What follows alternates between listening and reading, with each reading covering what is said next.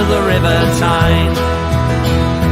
Take me home to the place that I call mine.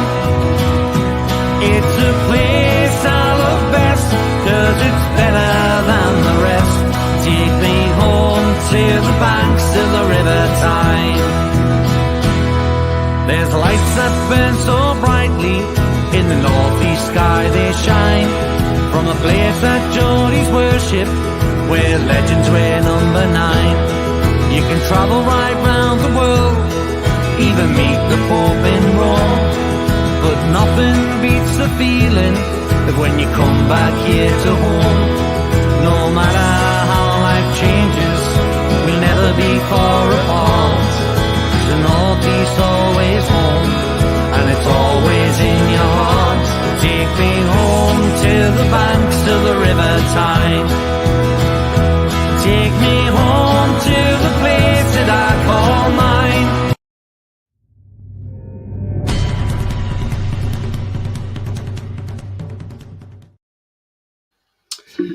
Good evening, everybody. Welcome to It's All Black and White TV. And yes, it's the Carabao Cup final preview. And I've got Reese from Devil's Rising. How are you, Reese? I'm good. How are you? Yeah, I'm not too bad, mate. Not too bad. Thank you for the short notice for coming on. Obviously, Macy's still not well, but thankfully you're able to come on tonight. And thank you very much. Oh, I'm happy to help anytime. It's anytime we chat football as well. I'm always up for that. So yeah, thanks for asking for me. I really do appreciate it, and this will be a good show. I've got a feeling. Yeah, absolutely. Thank you very much, mate. Anytime. Before we get into the show, if you like what you see, then please smash the like button. It does help the channel with search results and makes it found more easily. Also, if you're brand new to the channel, then please hit the subscribe. Free to do so, helps the channel grow. Bell notification tells you when I'm live, have a pre-record, or any upcoming shows as well, guys. Currently on 381 subscribers, so I'm now 19 away from 400. So if I got that by the end of February, that would be absolutely fantastic. There is a PayPal link in the chat there if you want to make a donation to the channel. It's totally voluntary. It's up to yourself. But if you do, then the floor is yours to do that as well. So I'll just quickly nip into some comments.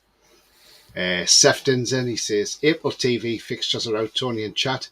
I gather we're in quite a few of them then, Sefton, are we? I haven't seen them yet, to be fair. Andrew says, Ari, yeah, we're fine, Andrew. How are you, mate? Joe says, all right, Tony. Yeah, I'm absolutely fine. Jody says, evening all. Evening to you, Jody. And I've got a question straight for you, Reese, as well. So, yeah, from Jody, one of my regular viewers, he says, what would you rather win, Europa League or the League Cup? Tell you the truth, I'm a greedy bastard. I'd take that. I would rather just win both. But if it's just specifically winning one or the other, the Europa League, purely the sense that, like, even though we're in a good position in the league-wise, Champions League isn't always guaranteed. So, because obviously Spurs could decide to have a mad moment and go on a mad run, we could end up slipping up, costing us in our league position. So, yeah, I would at the moment. I would probably say Europa League just because of what's more at stake. But I'm greedy. Both trophies, personally. I mean, yeah, you've got a tough game tomorrow night against Barcelona. Yeah, it's evenly poised at 2-2.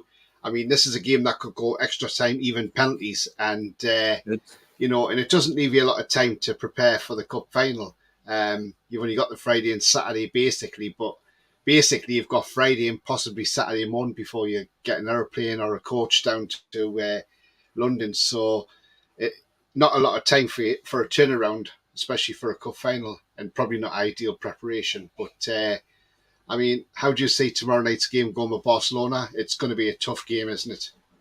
I'm looking forward to it. I done a watch along for it last week. I've got another one prepared for it tomorrow. I don't do a lot of watch alongs, only like the handful. So I was like, you know what, I'll do it.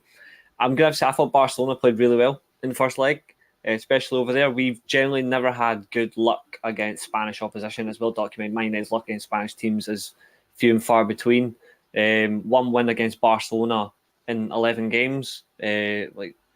Defeats wise, it's like 6 or 7. It's 3 or 4 draws, but I think I think for anyone, not just myself watching, as a biased United fan, but looking from an unbiased perspective, I generally think we were by far the better team. I think Barcelona had some very good chances, but I don't think Barcelona actually knew how to handle us until well into the second half. Like, I think by far we were so much better in terms of responding to them. I think anytime they had an attacking chance, we then immediately went up the field and more or less took it. But better taste that we did concede right at the end. That goal there from Rafinha was fantastic. I thought Lewandowski's movement as well, just to deceive De Gea, was classic number 9 movement. It was absolutely brilliant. But all in all, I generally thought we were the better team. Unlucky not to come away with anything, but I think it'll give us good confidence as well. The fact that we had players out through suspension or injury, we now have those players available. So we pretty much have a full strength squad against Barcelona tomorrow. They've got 2 key players out in terms of Pedri and Gavi. Don't know what the stakes are with Busquets, obviously the most reliable player Barcelona have ever had in that midfield position. Post Xavi and Iniesta, funnily enough. I think we can sneak it, but I don't think it'll be as high scoring as it was last week, but I think we will nick it. I think we'll go through. I think it'll finish 1-0 to us on the night. I think we'll go through just by that single goal at home. But the home advantage has definitely been good for us, especially this season. It's so much better than last year, where we were absolutely awful at home. We've been so much better this year. I think home advantage will go in our favour this time. Yeah, I mean, you've got a pretty good record at home, but again, it's Barcelona. I mean, I've seen some of your fans suggesting that that you should rest a few players up and play a weekend side because the League Cup's more important. And I'm like, well, I'm sorry, but I can't see Ten Hag. I can't see Ten Hag not putting out a weekend. Can't see him putting out a weekend team. He'll play the strong team because no matter who you are, everybody wants to beat the best and they want to beat Barcelona. Yeah. And it's another notch on the club when you've beat Barcelona. We've been in that position. We beat Barcelona in the Champions League. I know back in '97 under, but we've done it, and it's a great feeling to beat one of European giants. Exactly. So to beat Barcelona, it's and plus it's a big thing for Ten Hag if he beats them as well, because that's an extra thing he can stick on his CV. That he's got a victory against Barcelona in what is an important game. 3 of our biggest European nights, funnily enough, where we've actually won games that's had significance, is funnily enough against Barcelona. You had the famous win at Old Trafford, where we won 3-0 with the 2 goals from Brian Robson in '84. The Big Ron's big night, as it was dubbed, although it should be Captain Marvel's night. We won the cup final in Rotterdam as well, the first English team to win a European trophy after the 5-year English club ban. We were the first team to win a European trophy. We won the Cup Winners' Cup in Rotterdam against Barcelona. We won 2-1 on the night, and then obviously the game in 2008, like the one goal win, that thunderbolt from Paul Scholes. We went and won the Champions League that season as well. So 3 of our biggest European results, funnily enough, come from Barcelona. But some of our worst results are also from Barcelona. Like the 4-0 drubbing, '94 with the old the 3 foreigners rule. Like we lost a lot of key players and we got smashed by the best team in football, in my opinion, until they got beat by AC Milan in the final, Barcelona. The 2 Champions League finals, obviously, 2009, 2011, like best team in club football probably that's ever played. And then last time we played Barcelona, we got sparked, like 3-0, 3-1. Like we just got ripped apart by them. We didn't even do anything. Like we just looked. It's not that we made a bad Barcelona team look good. It was a bad Barcelona team that made us look like Sunday League amateurs. Yeah, definitely. I mean, it will be a tough game tomorrow night regardless. And, I mean, they've got some big players, Barcelona still, Lewandowski, they've got Rafinha, who was doing well from Leeds. So, in Busquets, as you mentioned as well. So they've got some great players there. And that keeper, and, they've got Koundé as well. I mean, maybe should he have been sent off last week? I mean, he was lucky, wasn't he? I thought he was quite lucky to stay on as well, but I don't think he was particularly bad against us. I mean, he's a good player. I think the Barcelona move didn't make any sense. I don't think he suits them at all. I think that Araujo, that young lad they've got centre back, I think he's absolutely brilliant. He's just an absolute no nonsense centre back, and Alba on the left back position. Like, this guy's just timeless. It's crazy that he's 33 years old. You don't notice it. He's just that good. And then But I do agree with your comment about the whole Ten Hag and going a weaker side. And I've not seen any, I'll be honest, I haven't seen any United fans say they want to play a weaker team against Barcelona. But I'll say this, if you genuinely want us to play a weaker team against Barcelona, then where's your priorities? Because my priority is getting into the Champions League the best way. And finishing the top four is great, but I would rather get into the Champions League by actually winning the Europa League. Because it's the fact is we're winning a trophy. It's what Ten Hag wants. Like, he wants trophies more than anything, and it makes perfect sense. And after that, we then go and get into the Super Cup as well. We face the winners of the Champions League, test ourselves in that way as well. Like, I can understand finishing the top four, and that's fine. But I want us to show genuinely good progress by actually winning something. Because just getting the top four and being trophyless for another season is just, for some fans, it's horrible for to see, but and some are accepting it. I don't want to ever be in that position. And obviously, you guys are eventually going to start winning trophies soon. It's going to be few and far between opportunities. So the fact that we're still in 4 competitions, we're the only English club to still be in 4 competitions, we need to take advantage. And like I said before earlier on, I'm greedy, so and that's why I answered Jordy's question. I would take both trophies, even if it's a 1-0 spark against Newcastle on Sunday. I would take it, because trophies are more important than having nothing. So yeah, I completely agree about the strong point on Ten Hag. He will go full strength. He will. Yeah, I think he will as well. I mean, it's unlike. I mean, it'd be unlike him not to go full strength tomorrow, and it all depends how you're playing. If you're playing and you're 2-0 up well into the second half, then obviously you might just pull players off and just give them a rest. But it'll be a tough game either way with Barcelona, and It will. I've got another point I'm going to come on to in a minute, but I'll just go through some comments. Niall says big ups, big up to you, Niall, as well, mate. Yep. Ray says, Tony, with the Man United takeover, what do you think Newcastle owner said today to his employees, Amanda and Eddie Howe?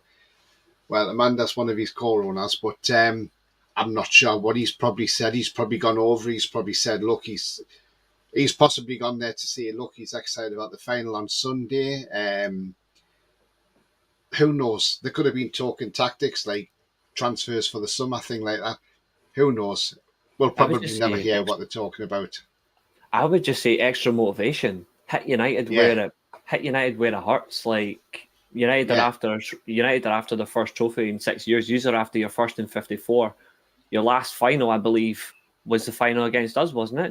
99, the FA Cup final. You've not been in the final since. It was 24 years ago. Yeah. So there's extra motivation there. I think the owner would have just went in, just remind these players what happened 24 years ago.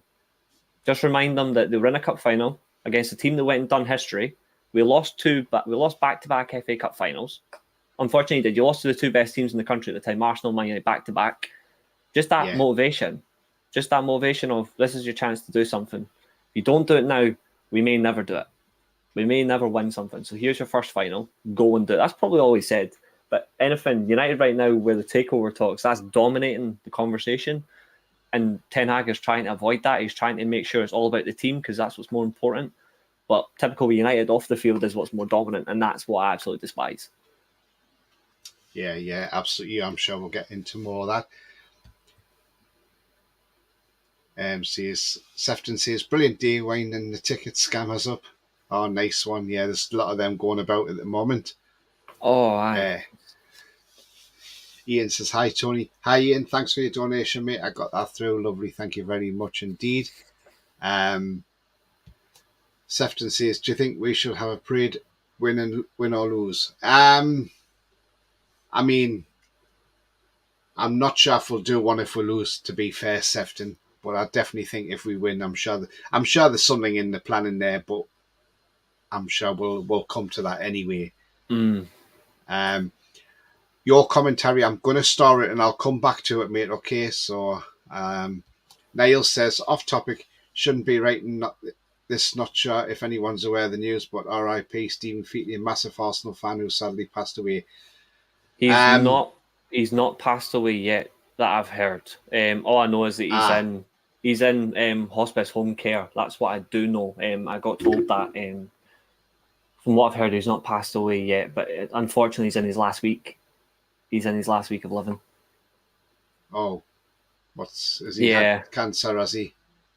He's had a long-term illness for about 20 years, something like that. Like all his life, he's been fighting, and it's not working for him now. Like the medication, etc., like the medical treatment, it's completely failed on him, which is a damn shame, really. It's horrible. So obviously, I'm thinking of him, I'm thinking of his family, but yeah, from what I've seen, I've been told he's just in his last week. He's got about a week to live. I've not heard if he's actually passed away yet. But if he has passed away, then fucking hell. Apologies for the language, but no, that's fine. Our condolences if that's the case. Yeah,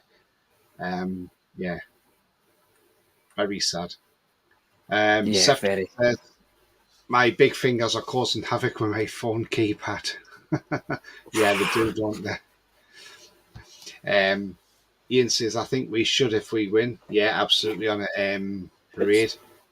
Lee says, all right, lads. Yeah, we're not too bad. Thank you very much. All good, thank you. Ray says, no, Manda works for him. It's down the bill of sale. He's outright owner. Amanda and Co. don't have a say. Works for Piff. She has Well, look, Amanda and Jamie Rubin have 10% of their club each, and Piff own 80%. So technically, they still do have a say because they are co-owners at the end of the day. So they do have a say in the running of the club. Obviously, not as much clout as what PIF have got, but they do have a share in the club, so they do have a say. They're part owners at the end of the day. I was going to say, like, Stavely. Sorry. I was going to say, like, Stavely, and like when the takeover was completed, like Stavely was like she has the whole front of it, but like I was going to say she did put her own, like she did put some of her own money in this as well, didn't she? Like when the club was taken over.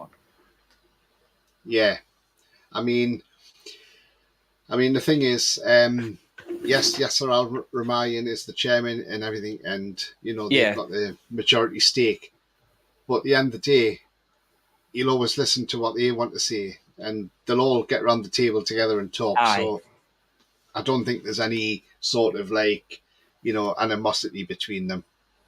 Yeah, absolutely. Jody says, Craig hopes that the club will do an open top bus parade on Tuesday only if we win. Yeah. Yeah. I second that. I've trouble sending Tony. I had to do it twice. Won't let me send what I was trying to send. All right, Ian, no worries, mate. Thank you very much. It can be a bit funny sometimes, these things, can't they? Technology, Ian, that's what it is, technology. Ray says, Tony, the law state, if you own 80% sole owner of a club, she was given 10% for helping the sale.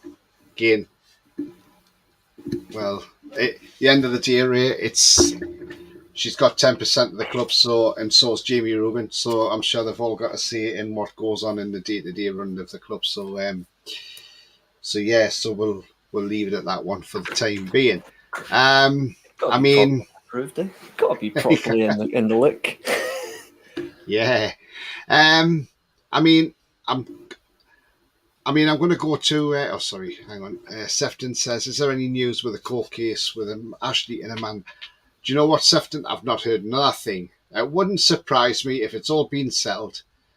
I think this is down to the fact, because what happened was last season when the owners came into the club, within a couple of months they took all the Sports Direct branding down out the club. All the signs came down, because, like Amanda said, every time you take it doesn't matter where you stand in the ground, you take a photograph, there's a Sports Direct sign in the background. And she wasn't happy, so good for her. Took it down. And then Mike Ashley is now saying apparently that it was in the contract that branding was supposed to stay up until the end of the season and then be taken down. So he's trying to say a breach of contract's being broken, but I don't think that'll stand get up. More money. Anyway, get more money. Mike Ashley's an absolute scumbag. I mean, like, obviously being Scottish and all that, like my family and all that myself, like Rangers connection. So, like, I saw what this guy did. Like, I mean, he loaned, just to get into the club, he loaned 5 players and 3 of them were always injured. Only one of them was actually good enough, and that was Haris Vukic. Shout out to Haris Vukic. The streets will never forget him. He's a good player. And then that Bergermana, I was like, who the fuck is Bergermana? Like, he's absolutely shit. But I'm like, Mike Ashley's like he made it so possible that all the revenue from shirt sales for Rangers went to him. That took 3 years just to get rid of him. It was horrible. Like I'm glad. Like I know you guys have got an ownership that's right now to many in like world football is questionable over morality or not morality or what do people think about it. But the Premier League's already let folk in. Like FIFA's already allowed this. Like there's no point arguing against the ownerships anymore. Even I'm the same when it comes to like Dubai and Qatar. I'm like, I know where I stand, but I'm like, what's the point arguing now? Like I do like I'll never win the argument anyway, but I know where I stand. So I'm like, the fact that you guys at least got this guy away, just give him 5 million and tell me off. He's an absolute muppet, Mike Ashley. He's probably the worst owner I've ever seen in football, apart from the Glazers. Like he's up there for horrific. He's that bad. I mean, it's great to hear because I mean, we've, he was a drain on our club, our former owner, and I don't really like to say his name to be fair. But I mean, he was a drain on our club, and our club just went from bad to worse under him. We had 2 relegations, which we should never have had in the first place. But yeah, and I know some people are questioning about our ownership, but at the end of the day, our owners have actually been spot on. There's not been a thing wrong. I mean, they always say in Saudi Arabia about women and things like that and how the men have more rights than women. Well, it just shows you how much the Saudis are changing because Amanda is fronting the club for the Saudis and they're happy for her to do that. So it just shows you there is a changing in the guard in Saudi as it's happening now. And I think Qatar's got to catch up on that because if we look back at that World Cup at Qatar was a shambles because the way they went on, the human rights, they stopped that ex-Wales footballer from entering with a rainbow hat on. I mean, it's just absolutely ridiculous. The American journalist that died at the game as well, quite controversially. Yes. Yeah. Nobody's spoken about since. Nobody's spoken about Robert Vall's death since that, actually, funnily enough. I don't think it's like, because it's always been like, it's buried under the sand, like, he was health condition. But I was like, his wife literally confirmed that this guy is in the best shape of his life because he does workouts every single day. Dies at the game. I'm like, okay, totally nothing wrong there. Sleight of hand shit, but like, like they've got to catch up, and I don't think anyone generally has the right to tell any nation or area, whether it be eastern side or western side of the world. Like we have generally no right to tell them how to live and how to run, but when sides do collide for business and when they collide for a general part of life that we all enjoy, and that's football. Everyone loves football except for those who just can't stand it. Like, but if you generally love football, you want to enjoy it in that sense. You don't want to have questions about sports washing or human rights or like the amount of deaths just to construct a stadium. Like nobody wants to talk about that. They want to talk about the fact these individuals are coming from their side of the world into our side, and they want to make it better. But it's just that split conversation. It's difficult to have because you don't want to sound like you're. At the end of the day, you don't want to bring down somebody's personal beliefs or anything like that. Because who are we to? I know it sounds horrible, but the question is, who are we to judge? Yeah, I mean, the thing is, our takeover, it was sailing through until 2 words stopped our takeover from going through pretty quickly, and that was Gary Hoffman when he came in as chairman of the Premier League. Everything was going fine under Richard Masters, but he came in as chairman, and all of a sudden the red flags started appearing, and and then it stalled, and then they said the owners walked away in the summer, and then obviously fans went down to London. I didn't go down personally, but fans went down to London to protest about this. And I mean, Amanda even went on TalkSport, and even Simon Jordan said to her, "Well, Amanda, why are the fans doing this? The Saudis have walked away." And she said, "No, they haven't. They're still there. They're still there." All that was it was just a front to say at the Premier League, right, okay, we'll walk away from it then. We're not interested now. To see if the Premier League would then turn around and go, oh, hang on a minute, we can't have this, But it took until we took it to a cat hearing, anti-competition. I mean, it was two fans, one of them Keith Patterson, who set this up, and they had 73 gigabyte of evidence against the Premier League and the Big Six of what was going on, and Behind Sports, who actually done an illegal thing as well. So basically, they had all this evidence, and they eventually got Mike Ashley to take it on. And the Premier League, Mike Ashley took it on, took it to the Premier League, took it to this hearing. And that was in that hearing where we found out of the barrister for Mike Ashley, Daniel Jowl, who, by the way, is the second best barrister in the country for anti-competition. He actually said the Premier League wanted to chuck Newcastle out 6 months prior to this hearing. I mean, it's astonishing what was actually going on in the background, how much the Premier League wanted us out, out of the league. And it was after that, then the thing on the Friday, they reckon this was going to go to a full case, which would have been fully public. And now all the corruption, everything would have come out in this as well. Everything that was there would have come out. Yeah. And obviously coincides with the Saudis paying a compensation to Behind Sports for using their material without permission. All of a sudden, on that Saturday afternoon when we were playing Wolves in the pouring down rain, getting beat 2-1 with Steve Bruce on the sidelines and Ashley still the owner, we didn't know things were developing in the background. And then by the Tuesday, there was rumours, this takeover's back on, it's going through. And we're like, hang on a minute. And I thought, no, I'm taking no notice of that until I know the actual thing. Yeah, and then obviously exactly. it went through on that Thursday.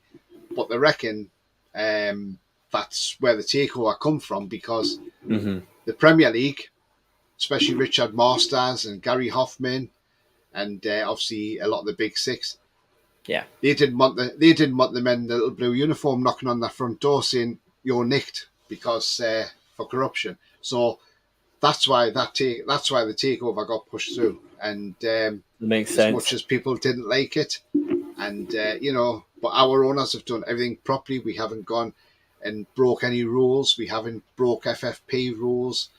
We haven't, we haven't took the piss. Basically, we've done everything by the book because we know as a club we are being scrutinised for everything we do. Where Chelsea can go out and spend £600 million in 2 transfer windows, which, by the way, if that doesn't get them to Europe this season, there's going to be a lot of unhappy players at that club next season, and I'm going to stand back and have a good laugh at it because I want to see I'll join you. how many players want to leave that club. Because the likes of Enzo Fernandez, they'll not get 107 million quid back for him. That's for sure. No chance. I feel so. The thing as well, though, with Chelsea is the fact that they're using amortization as a tactic. And I have to admit, from a banking perspective, and I got to say, like, working in finance myself, I got to applaud it. But because it's a genius tactic that Todd Bowley's actually done, and they are going to continuously pay that off for the rest of their contract, and it's smart. But I agree with you that the downside is if they don't match their objectives to the money they've spent, they are in heap of shit. And I look forward to that part more than anything. Like seeing that genuinely suffer makes me happy. I genuinely do. I feel sorry for the Chelsea fans, but not all of them. But the club-wise, they've chosen to do this, and the fact that is, as you said, 680 million, something like that, over the space of 2 transfer windows. It's disgusting, and there's people going to say, "Oh, but now they've proven you can spend in January." It's nothing about not spending in January. It's how you do it, and they've went so excessive that it's going to come back and bite them in the arse, and I'm all for it. Yeah, absolutely. I mean, the talk about, you see, people last season were talking about us. Oh, we're buying, like you had Dean Smith and all them coming out and saying, "Oh yeah, we're buying ourselves out of relegation trouble." Frank Lampard, and it's like, no, we're not buying ourselves out of relegation. We are just bringing in some quality players into the team, but. We brought in Dan Burn, Kieran Trippier. Kieran Trippier, what a bargain that he's been. And who would have thought Kieran Trippier leaving a team that's just won La Liga to come to Newcastle, who are in the relegation zone? Bruno, I mean, never played English football, played in France. He left a team in European competition to join a team in the bottom 3. with no clauses in his contract. So had we gone down, he would have been playing Championship football, knowing he couldn't move anywhere because wasn't a clause in his contract. So, and we brought likes of Dan Byrne, Chris Wood, Matt Target in. So we sort of just brought a bit of Premier League experience to the team. Mm-hmm. And through that, great determination and good playing football, we stayed up. And You did. It shows you how well Eddie Howe's done as a manager. And I know we haven't got Chris Wood now.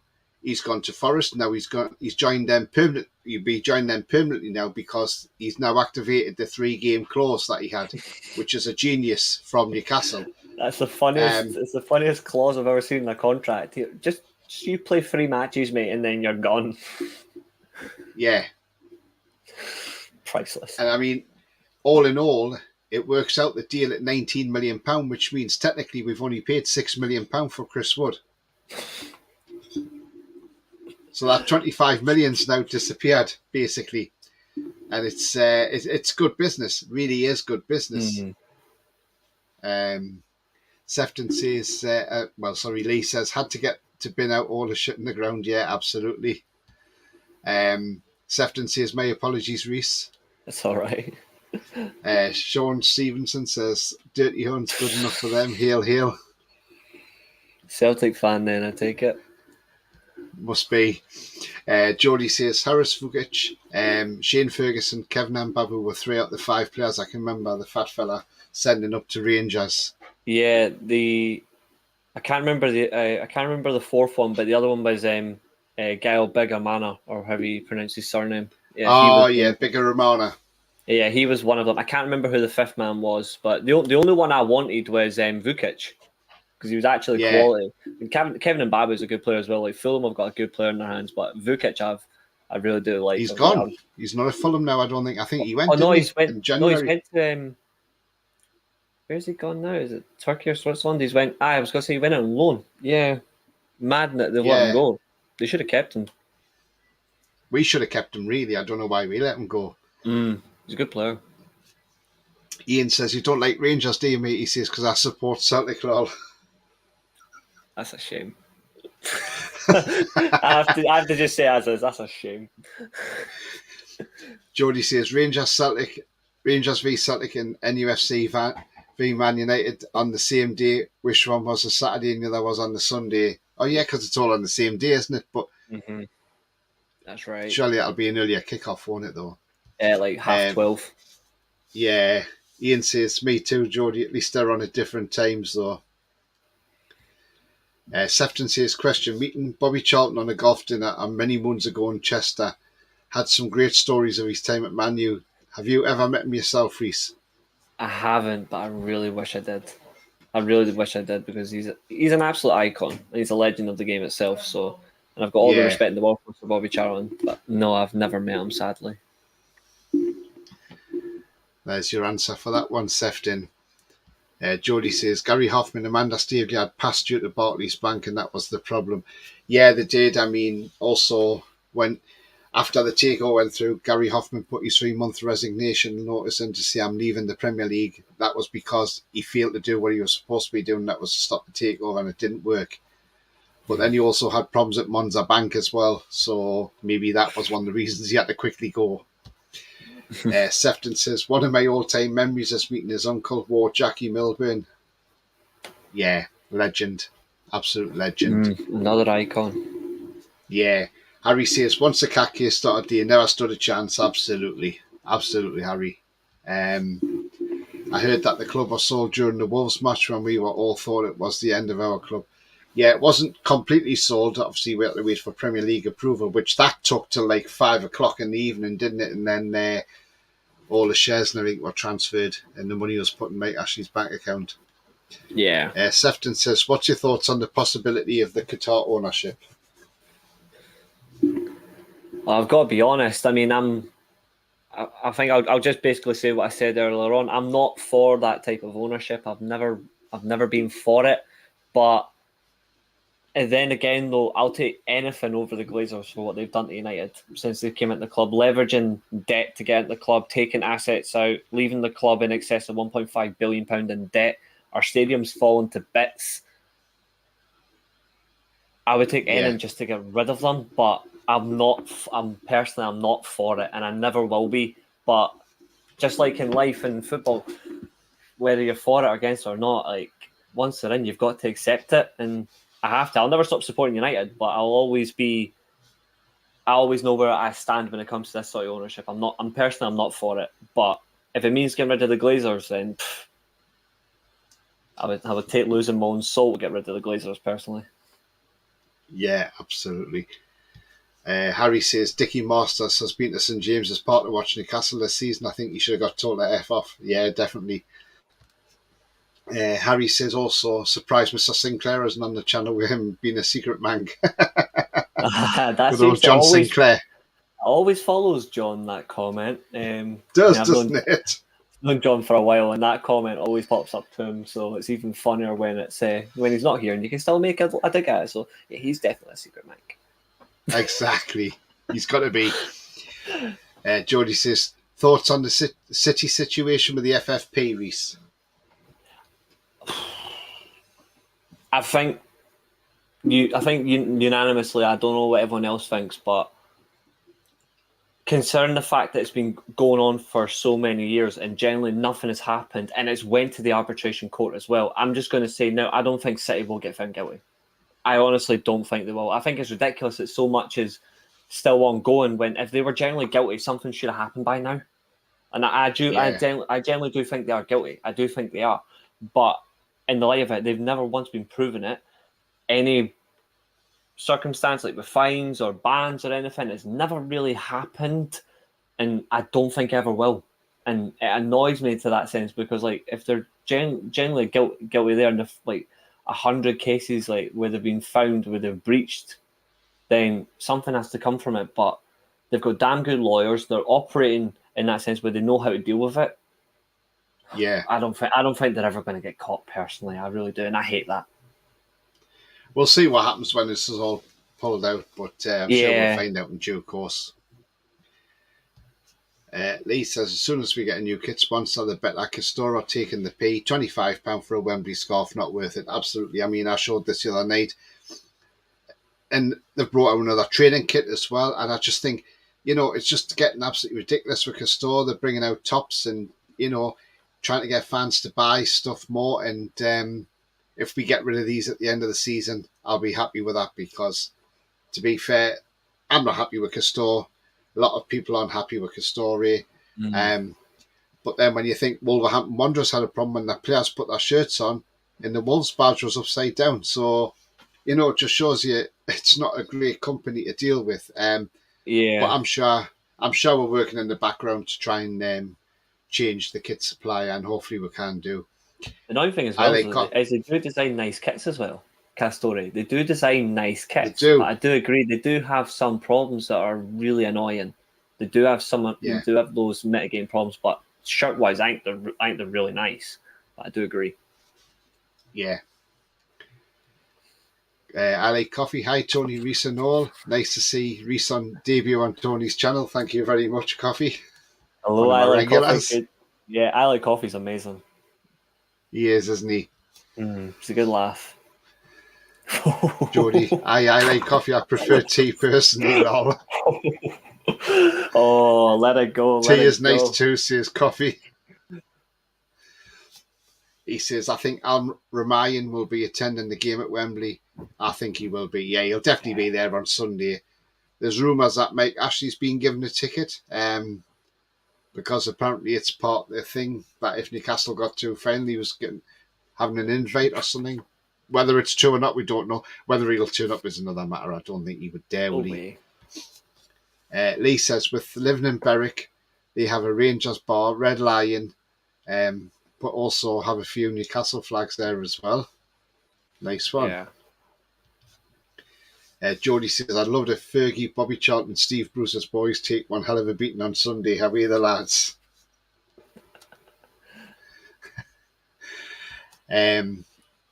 Reese, is that a scale model of an airport on your table, says Coffee? It's not. It's actually a scale model of Old Trafford. There you go. I won it. See how our viewers spot everything, don't they?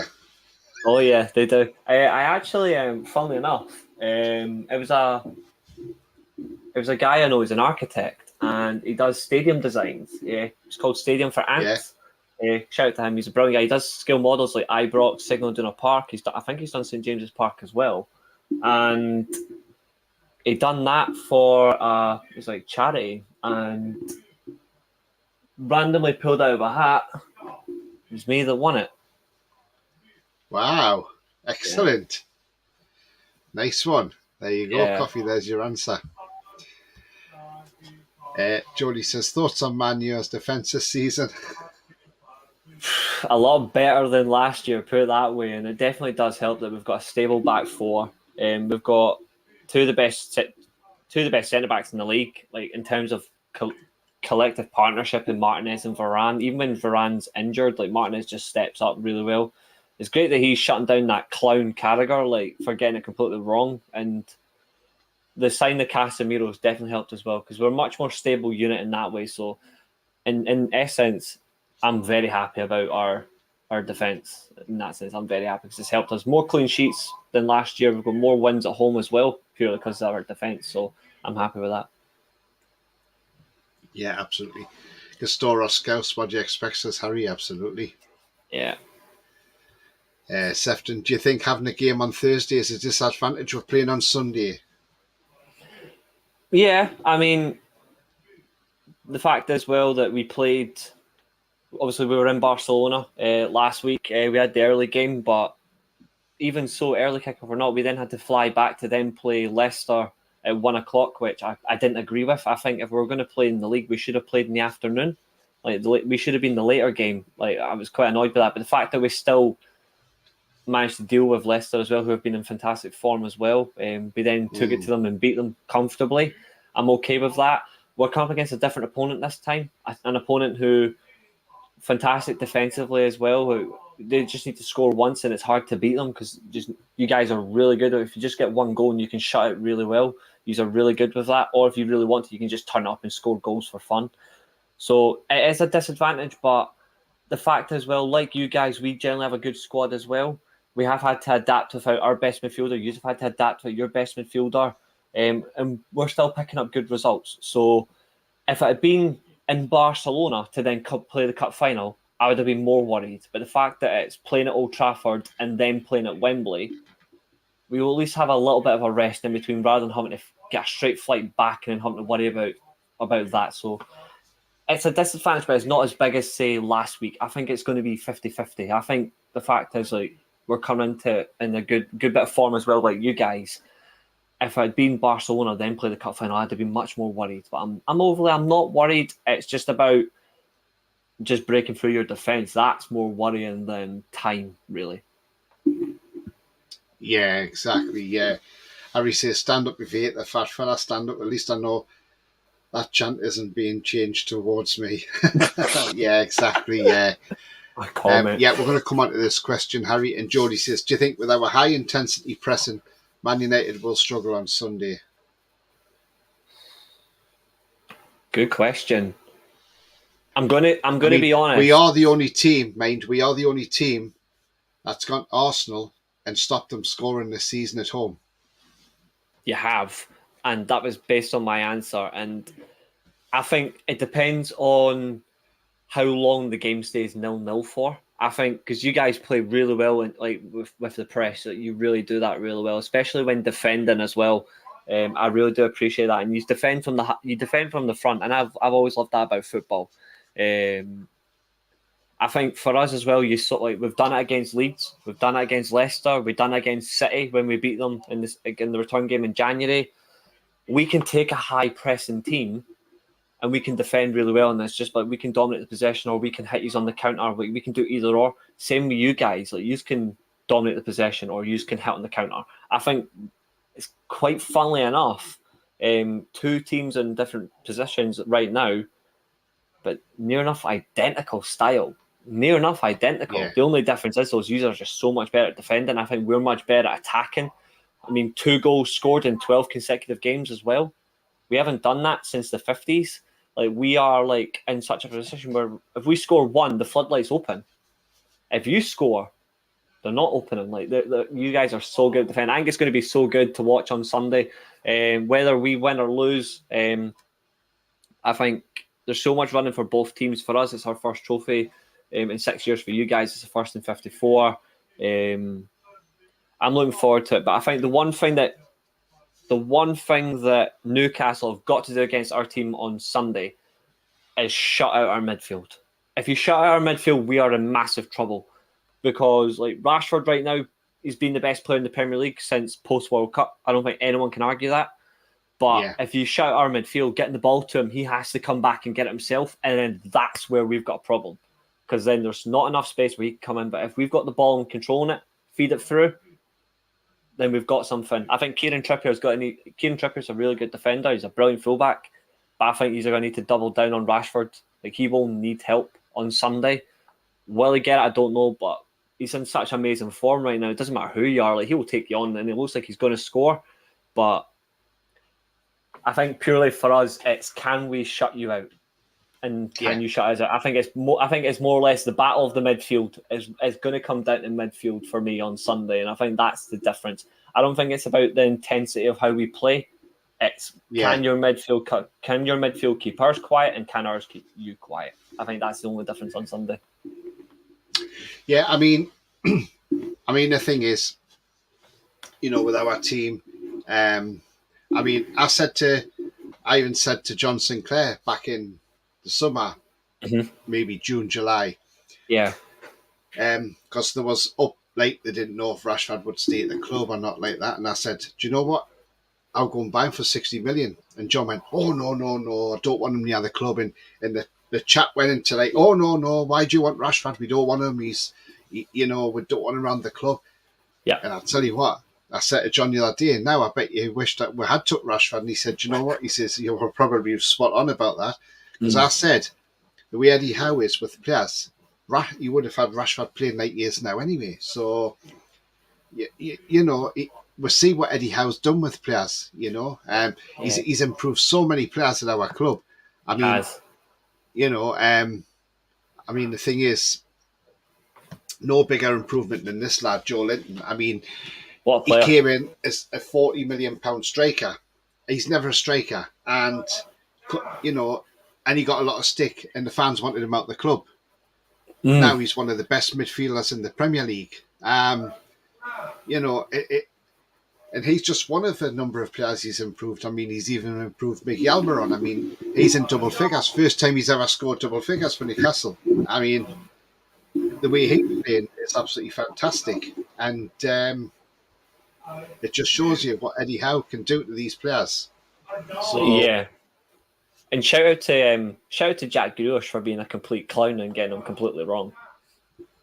I think Almiron's, he just gave him extra motivation, didn't he? Yeah, I think Almiron's brilliant. I really do enjoy watching him play. And Joe Linton, I actually think as well, because I was having a conversation with a friend the other day.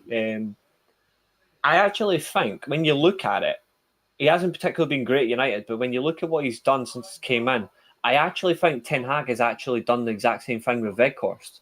Yes, he's a striker, so is Joe Linton, but he's moved him into a position where he can actually use his frame and his height as a weapon rather than a goal-scoring situation. Obviously, I expect him to score goals, but he hasn't. But the way he is, like, big, strong, powerful, Joe Linton's the exact same. I actually think, in a way, Ten Hag has actually looked at Joe Linton with Eddie Howe in a similar circumstance. I think Joe Linton is massively turned his career. As a striker, I would never use him.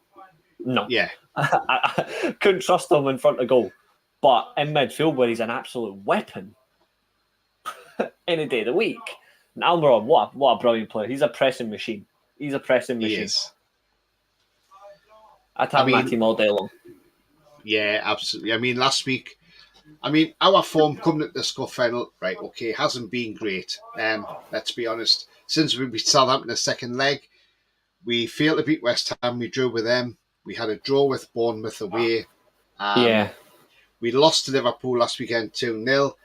I mean, our form hasn't been great, but I think this is because the cup final's been on the minds of the players. But I think come Sunday, I think you're going to see a different Newcastle United. You're not going to see the Newcastle that's been playing, because forget about the form. At the end of the day, a final is a one-off game. Form book gets thrown out the window, and like Man United have come into this in bang on form. We're coming in this not in great form. But then the difference is we could come into this game, win it, and beat the informed team, but you don't put it down to form, you just put it down to who wants it more on the day. And I've got the feeling that we might want it, and I'm hoping we want it more on the day. But I mean, last week, we were dealt a major blow when Nick Pope was sent off for the handball. Yeah. I mean, you just sort of think what was going through his head when he's done that. If he'd gone with his legs, then maybe, yes, he could have tripped Salah, but he would have only got a yellow card because Sean Longstaff was back on the lane, so you had cover there. I mean, Jamie Redknapp's come out and said the rule on the, the red card, he says it should really be yellow. He says if that's an outfield player, it's a yellow card. He says, I think it's an outdated rule. But again, at the end of the day, goalkeeper knows the consequences. You handle that ball, you're off, simple as a goalkeeper. And obviously, Eddie Howe has now stated that we are not appealing the red card because he does not want to be wasting time when we've got a lot to do this week for the finals. So this draws me into the next thing, and obviously then I'll come on to Harry's question as well. It looks like this guy will be in goal for us, Loris Karius. And I mean, to be fair, yes, he had that Champions League debacle, which we all know about from 5 years ago. Yeah. But then it came out a few days after that. He actually had concussion in that game, so really he shouldn't have been playing. And that's down to Klopp in Liverpool making him play in that game. If you've got concussion, you're going to be impaired, so you're not going to really be focused on it. Duty care. Now, he had that bad game, and then the media crushed him for it. That's why his career spiralled, and he went to Union Berlin, didn't have the best time there. He went to Besiktas, had a bit of time there. Yeah. But at the end of the day, this guy could go into the game on Sunday thinking, right, the media ridiculed me after that Champions League. I'm going to show them what I'm made of. He could go out there on Sunday, pull off a match-winning performance, get man of the match as well in this game, and then you'll have the media circling around him. Oh, can we have an interview? Can we have an interview? Now, if I was Karius, I would tell him where to go. Yeah. But you can't, because under FA rules, if you're doing a post-match interview, you've got to do it. You can't really refuse because you end up with fines and all this. But, I mean, the lad had his confidence shot. But I tell you what, this lad's done a lot of work, and I don't know. I mean, he could turn out to be the match winner. I mean, there's between him or Mark Gillespie. Now, no disrespect to Mark Gillespie, who's a Geordie and was released by Newcastle as a youngster. Yeah. He's only played for likes of Carlisle and then Motherwell in the SPL. But in all fairness, I would rather have Loris Karius in goal. I mean, I know you were laughing when I brought Karius onto the. I just laughed because obviously the Champions League final. Obviously, I wanted Liverpool to lose that day, so it was brilliant watching it. But I laughed. I mean, what do you think about him starting on Sunday? I mean, it's like you say, really. I mean, I laughed at the performance, but like when it came out afterwards, like concussed and all that, like in the slam, I never targeted in that sense. I just laughed at it. It was the fact you can see such a brilliant two brilliant goals and then Liverpool lost. I mean, that's celebration on its own. But if he does play, if it is him that's in goal, I do agree on one thing. He could genuinely turn out and have the absolute performance of life. Like, he genuinely could. And with that, it would be good for him in that sense to turn things around and be like, you know what, I had a lot of shit thrown at me. Here's my way to say, fuck the lot of you. And if he does that, in his sense, fair play to him. Fair play. I don't realistically know a lot about Mark Gillespie. I did watch him up here sometimes, but he wasn't overly convincing. But I do agree, if you really want to go for it on Sunday, you have to play the better goalkeeper, and that definitely isn't Mark Gillespie. Yeah, definitely. I mean, I would like to see Karius start. I think he will start. I mean, this is the only way he can revive his career technically now. And I mean, the other question is, if he has a cracking performance on Sunday and keeps a clean sheet and gets man of the match, that then throws a dilemma to Eddie Howe, saying, who do you pick for the Man City game? Do you bring Pope back or do you put Karius in? I mean, that's the thing, you know. Plus, Karius might want to play to extend his deal beyond next season, because he's only got a deal till the end of the season. We can't get Darlow back because he's on loan at Hull and there's no recall notice. Obviously, Dubravka's cup tied because he played against Stoke for Man United. Yep. And the other thing on, and you see with Dubravka, I mean, it didn't really play a lot, and we couldn't understand why he went to yourselves, but it was what he wanted. But I don't know why we signed him. I don't know why we did. And it was even funnier as well. Like, I will never forget his game as well, where he came out and he wasn't even playing football. He acted like a volleyball player. I was like, the minute he done that like dig shot that you play in volleyball, like underhand punch, I was like, nah, send this guy back. I was like, nah, I don't want this guy anymore. But like, it was mental. But the funny thing is though, is even though he's cup tied and he can't play on Sunday, if we win, he gets a winner's medal. Yeah, or you can get a runners-up medal if you lose. So, or that exactly, it's mental. And the thing is, that'll be hard for him in the dressing room if he gets a runners-up medal, because all the players will have winners' medals and he'll have a runners-up medal. But yeah, exactly. I mean, if it came to the fact that he did win it and he went up, I don't think he would go up with his to collect the medal. I'm sure probably Ten Hag or somebody will collect on his behalf and then hand it to him sneakily, because I don't think the Newcastle fans would want him anymore if he went up and celebrated with us and paraded around the trophy, around the pitch with the trophy, because that would just be bang out of order in my opinion. But I agree. You know, it is what it is. At the end of the day, he's cup tied and there's nothing we can do about it now. But he kept a clean sheet against Liverpool when he came on, so yeah, I'll just delve into a few. Yeah, absolutely. Just delve into a few comments here. Right. Let's see who's on now. That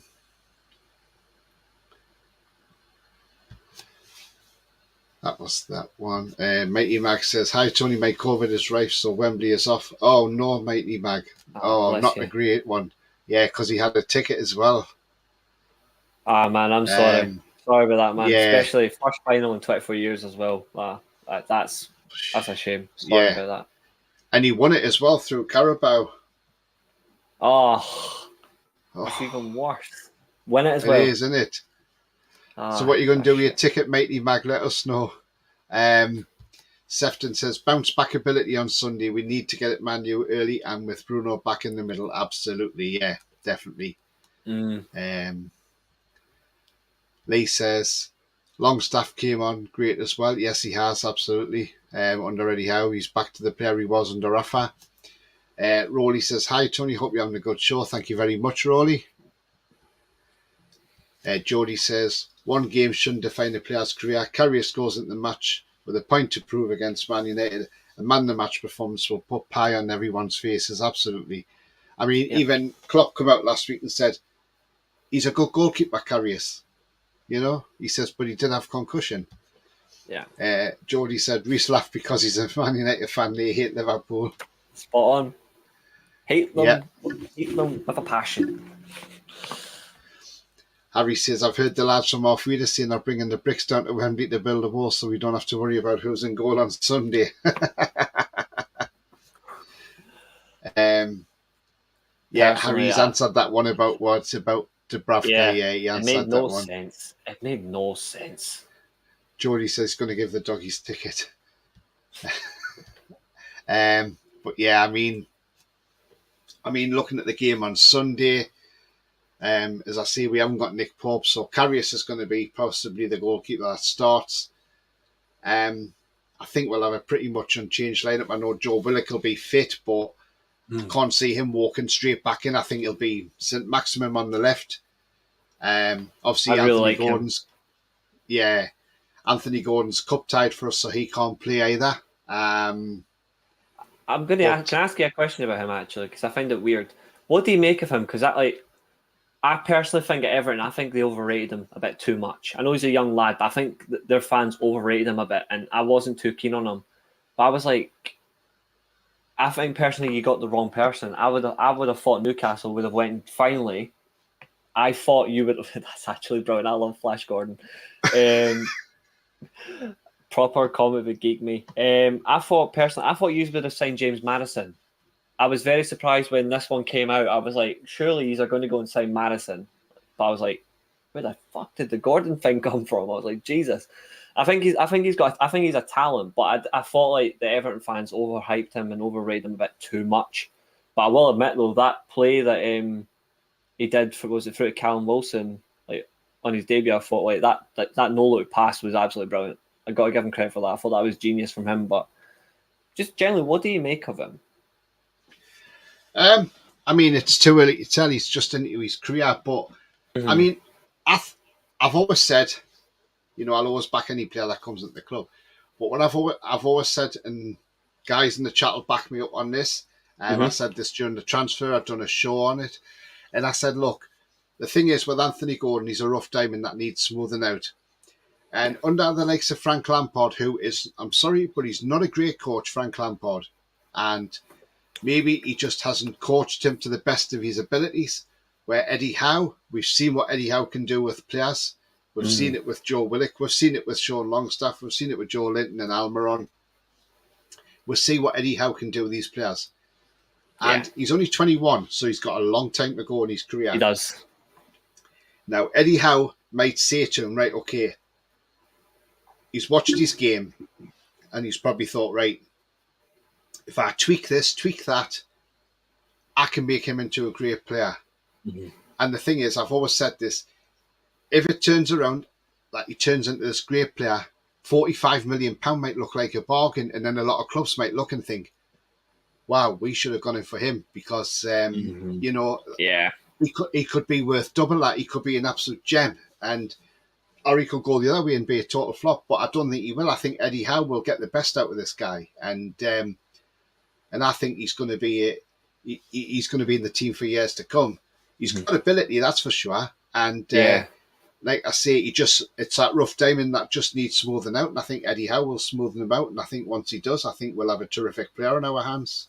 Yeah, because that's what I'm saying. I think that. I just think that it ruined him, the fact that he got overrated so much. It was ridiculous, some of the shit I was hearing from Everton fans. I was like, they were like, at one point, like the way they were describing him, as if they had like the second coming of like Maradona or something. I was like Christ, I mean, he's got talent, but he's not that fucking good. I mean, come on. I was like, where is the evidence? I'm like, they were overrating him that much, and I was like, geez, this guy's not going to get anywhere if they keep doing this to him. And now he's going to a club who's actually been, and I agree, much better coach system. It'd have been interesting for us to see what would happen if he played under Sean Dyche. That would have been mental, but the fact that he's now playing under a more expansive coach in Eddie Howe, I genuinely do think will suit him really well, and it looks like he's already settled in really quickly for you as well, so that's an even bigger boost. But cup tied, aye, exactly, that'll do nicely. And he's the second fastest player in the Premier League as well, behind Mudryk, so... Crazy that, eh? Isn't it? Crazy stats, isn't it, that? But, I mean... The thing is, the Everton fans won't like it, so... they won't like anything. They probably all want him to fail, but he's not going to fail. That's the thing, he won't fail. They should focus on not getting relegated. Yeah, definitely. Yeah, I mean, I would like to have seen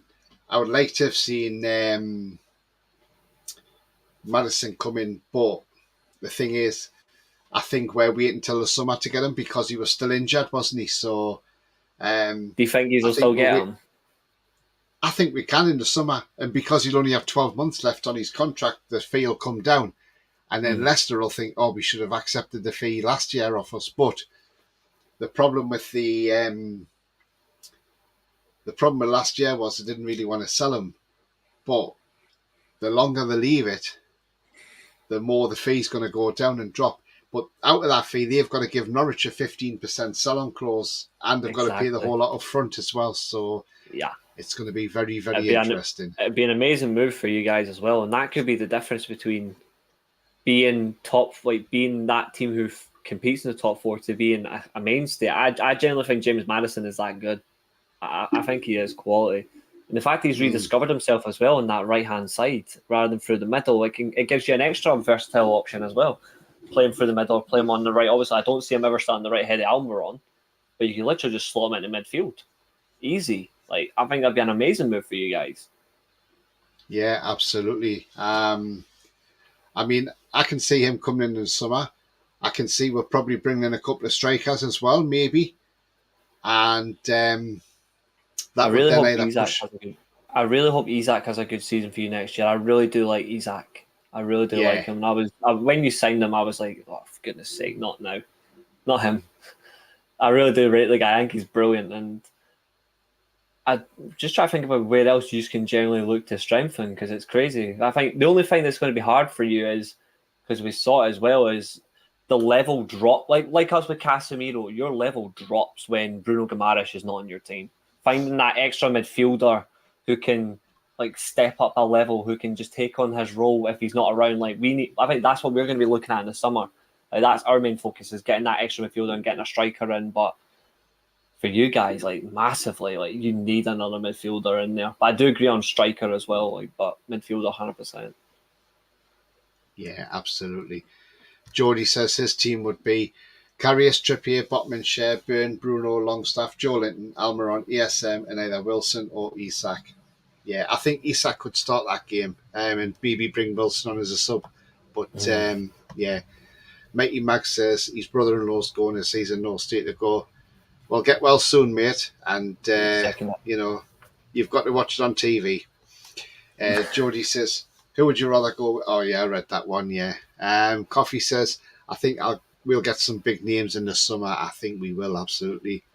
Jody says, I think we'll sign Madison. If we don't sign him then we will never sign him, absolutely. Garant Kwalmi will be back as well. Yeah, our guy from Australia who looks a great prospect. Yeah, Island Coffee's mentioned him a few times. Yeah. Gordon had a decent spell at Newcastle so far. I think with the right support and guidance from Eddie, who is a better coach than Lampard, Gerrard, Potter, etc., he will do a decent job. Yes, he will, absolutely. I've got a couple of questions I'm going to ask you in a moment, Reese. I'll just quickly go through these comments. And 45 million with English tax for homegrown talent isn't a bad deal, absolutely. Maragadona says, coffee. Harry says, Anthony Gordon's the next Lionel Messi. He stood no chance at Everton. Absolutely. He didn't stand any chance whatsoever. Lee says, Gordon was playing with a load of shit at Everton. True. Yeah. Calvert-Lewin up front especially. Oh. It annoys me because, like, obviously I'm not just Scottish. I was saying, like, I've got German, Italian descent. So it annoys me that they had one of the best managers of all time in Carlo Ancelotti, didn't back him properly, and they had a highly rated Italian youngster up front in Moise Kean. They never properly used him. They never gave him a chance. They sent him back to Juventus, and he's been flourishing ever since. Why the hell would you choose a guy who would rather go out and work on being a Gucci model than a young striker who generally knows how to score? Like, if Moise Kean's available in the summer, any club should, like, apart from Juventus, should jump at the hit and take him. Because it's generally astonishing that Everton never gave him a chance. He's such a good player, and they're not, like, I can't despise any team from Merseyside, but the fact they didn't give him an opportunity as well is ridiculous. Because I would have him over Moise Kean on my team. I'd have him any day of the week over Dominic Calvert-Lewin any day of the week, Moise Kean. Any day of the week I would. There's talk of Calvert-Lewin going to Milan in the summer. Stay the hell away. He can go to Inter. That's all right. Stay the hell away from the red and black. No, for the catwalk. Oh, that makes more sense. He can do that then. Yeah. If he wants to go play in Italy, he can stay the hell away from the red and black. No, I was taking the piece in. He's going to Milan this summer, for the catwalk. Harry says, Madison's a great relationship with Trippier, Pope and Wilson due to England ties. I think that will play a big part in us signing him come the summer over the likes of Spurs. Yeah, absolutely. Absolutely, yeah. So one of the questions I want to ask you is, and I want your honest opinion, is as a Man United fan, of course, and as a fan, like somebody who's not a fan of Newcastle as well. So, when this guy came into our club, last season, what was your initial thoughts on what we did as a club when we brought Eddie Howe as manager? Because I know a lot of people around the country slated us for it and said, that's relegation in your hands now. I mean, what was your honest opinion? And give me your honest opinion from when you've heard that Eddie Howe is the new Newcastle manager, November last year. Well, I can come to saying I'm always honest. After what happened to Bournemouth, where they got relegated, he lost so many of his key players, including, in my opinion, his best player, Nathan Ake, who's going to be one of the best defenders, in my opinion, this year in the league. It went completely downhill for him, and it was mainly down to defensive problems. But attack-wise, generally very good. I think Eddie Howe is a good manager. I actually think as a first coach, it made a lot of sense. He was out of work, and it's somebody who understands the English game really well, and he generally can coach a good team. The only criticism I ever had of Eddie Howe is his assistant coach, because I've never thought he was generally good in terms of defensive work. And that was where my confusion is for that. Is he going to bring in somebody who's much better organised at defence from a coaching sense, or is he going to stick with his same team? He's stuck with the same team, which I kind of respect that in a way. And points accumulation last year, points accumulation this year, one of the best in the Premier League, one of the best in Europe in terms of points accumulation. Genuinely fantastic. So, in honest opinion, and I've said it on live streams, I've said it in tweets as well, like conversations. I've actually defended Eddie Howe, funnily enough, to a Man United fan who generally thinks he's shit. I don't. I actually think Eddie Howe's a good coach. I generally think it makes a lot of sense, and I don't know how long he's generally going to be at Newcastle, because we all know, like, eventually he's going to go on, and if you want to go and win the league, will he be the first English manager to actually win the Premier League? Because it's never happened under an English manager. Don't know. Will he stay at the club long term? I'm not sure either, because eventually they'll want to go and get an elite manager. They might want to do the whole Bobby Robson connection. They bring in Jose Mourinho, which a lot of people think could happen unless he goes to PSG, which is crazy that they've come out saying this. I do think it's a good appointment for you guys. It has worked out really well. He understands the league. He understands the team as well. And he's really good at forming relationships very quickly. He is loyal to players, but he's not overly loyal that he will drop you if you're in bad form. Like, I think a few managers have got that problem where they're too loyal. They just cannot drop anyone. And I like the way, I think this is the biggest telling point to his character as well. I've already answered my opinions on state ownership, and I've answered my opinions on particular ownerships about owning my club. I actually love and respect the way he's actually handled the media every time he's been asked about the Saudi ownership. I think he's headstrong, and I think he's bullish, and also as well resilient as well. Like they continuously press him on questions, and he cannot be broken down. And I do respect that a lot in his character. So, all in all, I generally think from a human being perspective and from a football perspective, I generally think it's a brilliant appointment. Yeah, absolutely. I mean, you look at Eddie Howe, and when he took a year out of football, he didn't just sit on his backside, do nothing. He said, right, okay. He went over to see Maurizio Sarri at Juventus, stood on the training ground with him. Let's see how he does management. Take it all in from him. Then he stood with Simeone on the training ground at Atletico.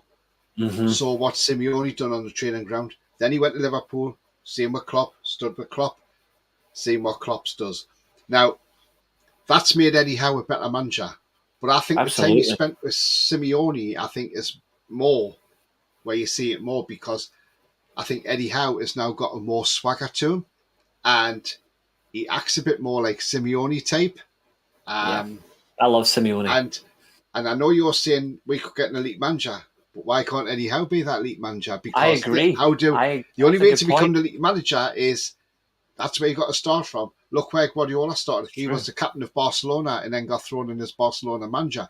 If there's any pressure, that must be a huge pressure on your shoulders. Massive. Klopp started at the bottom. Tuchel started at the bottom, you know. So the only way you can be an elite manager is if you give him that chance, and Eddie Howe's been given that chance. And the day before we played Forest at the opening game of the season, Eddie Howe signed a new long-term contract. And when you think the likes of Bruno had never heard of Eddie Howe probably before, he probably thought, oh, who's Eddie Howe? And, you know, he absolutely loves Eddie Howe. He thinks he's great, you know. And I really if like one of him. I your think he's a best great players thinks manager. so, yeah, it just Yeah. shows you how good a manager he is. But I mean, that's a fair point. That's a fair point in terms of elite, since you can't become elite if you don't actually go for it and get given the opportunity. He's certainly done that, and I do think down the line as well, I actually could see Simeone being a follow up to Eddie Howe. Like in terms of just like the natural progression, where he's like, I've done everything I have to do here. I've done everything I wanted to achieve. It's time for me to just yeah, pass the reins on. Him or Mourinho, if he's still in the game, I genuinely think it'll be between one of those two. It just makes that. It just makes sense, but. I actually do see elements of Simeone as well, where you say about the swagger, but I think the element of him holding out defence, where it doesn't matter in the system you play, you really do grind out results really well. Maurizio Sarri, I didn't like the way Chelsea fans treated him. I've got an issue with Chelsea already as a football club, and some fans, like I've got a lot of my friends are Chelsea fans, but I do mug them off. But the way he was treated as well, like even though he got him to two cup finals and he won the Europa League for them as well, and he got him like he finished third, and I'm like they got rid of this guy like unfair. I was like, to hell with him. Went to Juventus, won the league, and then they sacked him. I was like, what has this guy got to do to get respect in football? I think I love Maurizio Sarri. I think he's a fantastic manager. But like you can see as well, like holding the play, dominating the possession, shutting out teams. You can see that from Sarri's style. The grind work being very compact and hard to beat from Simeone. The swagger in interviews, 100%. Klopp, motivation in a way, vibrant. I see that as well. So yeah, I see all those aspects in one man, and he's got his own way of handling things as well. So yeah, I think it's like the old adage goes: he just needs like that one trophy. He just needs yeah, one. Who knows what absolutely. will happen? Yeah, exactly. And that could come on Sunday. I mean, Mm. Coffee's asking about Sabitzer and Mm. what kind of player is Sabitzer? And now, coming on to Sabitzer, now, as a Man United fan, and Yeah. without any, but should he have got a red card for that tackle on Sunday because that is well above the ankle? And why didn't VAR intervene? Good question. And I know a lot of people have tweeted out Pig Mall. They've tweeted Man United fans, especially asking them what the hell, like why are you just supporting the fact that Sabitzer's not being sent off? Why are you happy that he's not being sent off? Like why are you happy that this and that? And I'm like, there's generally it comes down to one thing, and this is generally where the whole thing is with Sabitzer. When that challenge happened, the first thing that came to my mind was, fuck, we're going to 10 men. I genuinely thought he was getting sent off. It Yeah, wasn't until they brought it back and then they actually discussed it and they went, actually, we can see why they've not sent him off. And it's because of the fact that when he's coming in for the ball, he is just a step off. He is a step off and he has sadly missed the ball. But the one defining thing they keep saying about it is it's not enough force in it, which is weird. It's yeah, a weird way to define it. There's not enough force in it where he's actually going to seriously harm Fies there in that situation. When I first saw it, I genuinely thought red card. And I do admit that I do thought he was getting sent off. Am I glad that he didn't get sent off? Absolutely, because we need that depth first. We need the depth for Sunday. But just when I've looked it back numerous times, I've watched it back in slow motion. I've watched it back freeze frames as well. I've done all that, and I've looked at the angles. Just by the fact that there's not enough force in it, I can see why they've not given him a red based on that. But when I first saw it, I genuinely thought, crap, because I genuinely thought the referee was going to give him a red. yeah. But in terms of player-wise, he's a box-to-box midfielder, but he is competent in the defensive position, and he can play further forward as a second striker as well. He's done that at Leipzig. I'm a big fan of the Bundesliga, and I watch Leipzig especially. He's very competent at carrying the ball. He doesn't dribble. He's not a good dribbler of the ball, but he's a very good passer. He's very good at carrying the ball forward. He has a good shot range on him as well. That's something I do recommend looking from distance. He's got some fantastic goals in his locker. Zenit St. Petersburg in the Champions League, especially the bounce, curve and volley in the top corner. The free kicks as well. He is an absolute weapon. But the one thing he does do as well is he's similar to like Christian Eriksen for us. He's a really good carry of the ball and a passer, but he's much more suited to us than Eriksen because he's more mobile and he's got a better tank in him where he can go 90 minutes. Obviously, He's not been playing a lot of minutes, obviously Bayern Munich. To be fair, they've got fantastic depth ahead of him. It's not going to be easy to get permanent fixture into their team. But he's come in, the fact that it was his first game as well, he's done really well. I'm happy with the performances. I think he's definitely given us a little bit more calmness in midfield. I thought he was excellent against Leicester as well, bar the Shawn Michaels impersonation. I'm a wrestling fan. Obviously, I do wrestling podcasts, so I'm buzzing on that one. I'll be in London in June. In the sense of it, though, like, just because there was no... I generally, and I've said this well because I got asked about in the podcast, like in the same comment I got asked about, it's like, I think if Sabitzer generally wanted to get sent off, he generally would have went in there and broken his knee. If he wanted to hurt him, he would have done it. Yeah. I don't think he went in there to hurt him. I think Graham Souness, as he always does, has taken it to a level where it's just pure, like, he's shown his agenda against United. And obviously I've got a Liverpool agenda, but when it comes to critiquing players, I'm very fair.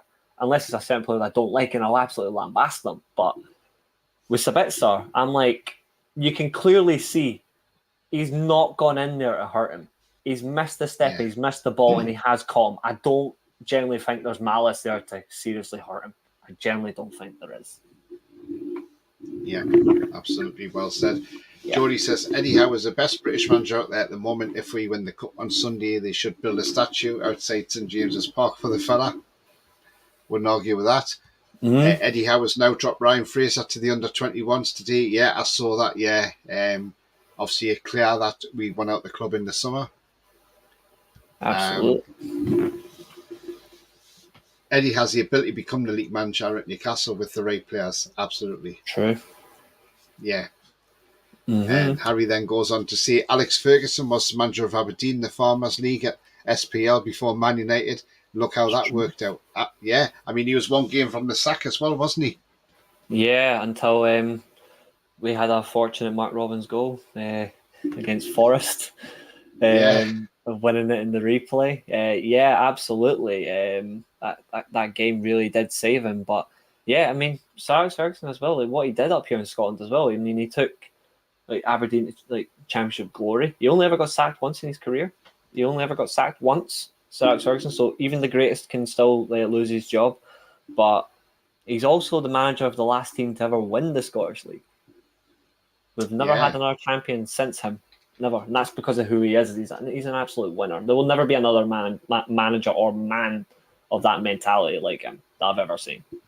I don't think there ever will be. It'd be quite rare. But no, it's a good analogy in that sense to use, but it seems to be the same analogy used every single time. They always compare to where the manager comes from. They always use Sir Alex Ferguson first. And I'm like, as great as that is, try and find something else relatable.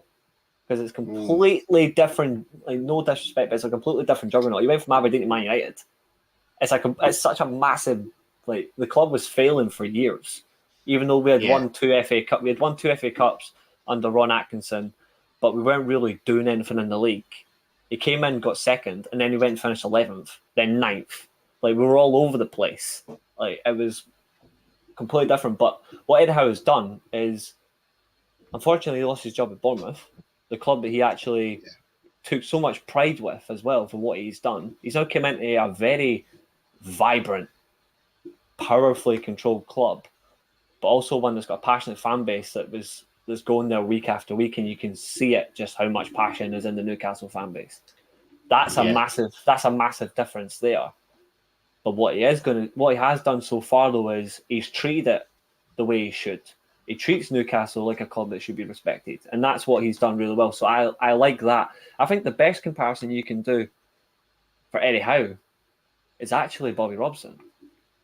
I think that's the best example. Because look where you were before he came in. What were 9th, 10th in the Premier League at the time? You came in with massive first result. Like he won, what was it, 5-0 in his first win? Something like that. It was a massive win his first game. We were in the bottom three. Yeah, and these were Champions League regulars at some point under him as well. Like crazy. I think the best example for Eddie Howe as a comparison personally is Bobby Robson. I think that's the best comparison you could ever make. Yeah, absolutely. I totally agree with that. Your neighbours are winning 1-0 at the moment. Man City away to Leipzig.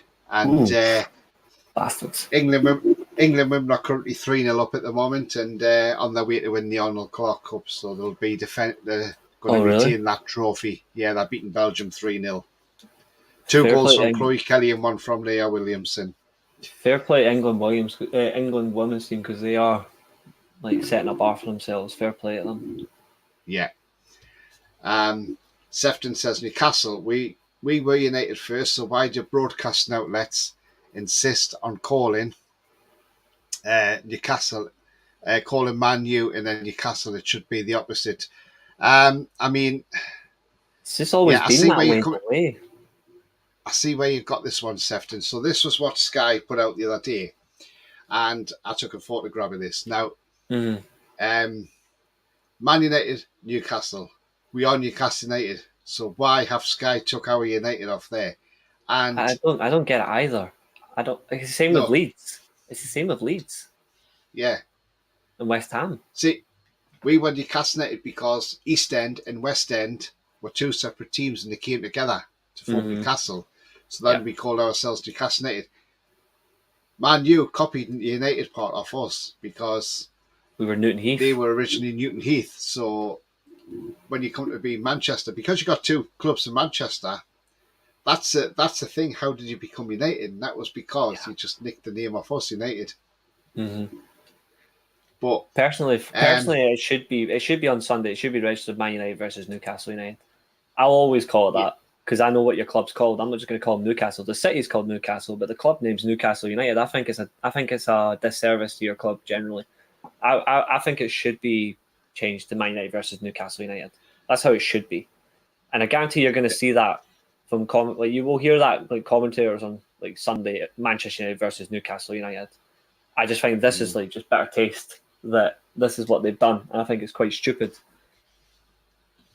Yeah, I mean,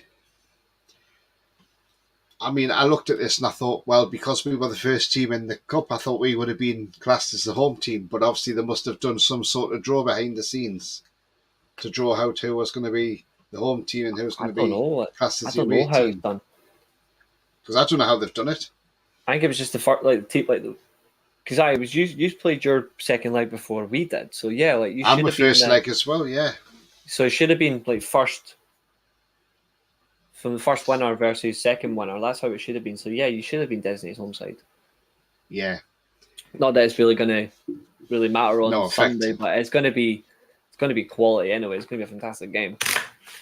We didn't get the. Harry says, just for anyone wondering where they can get the programme for the cup final on Sunday, it's available to order from Ignition Sports Media.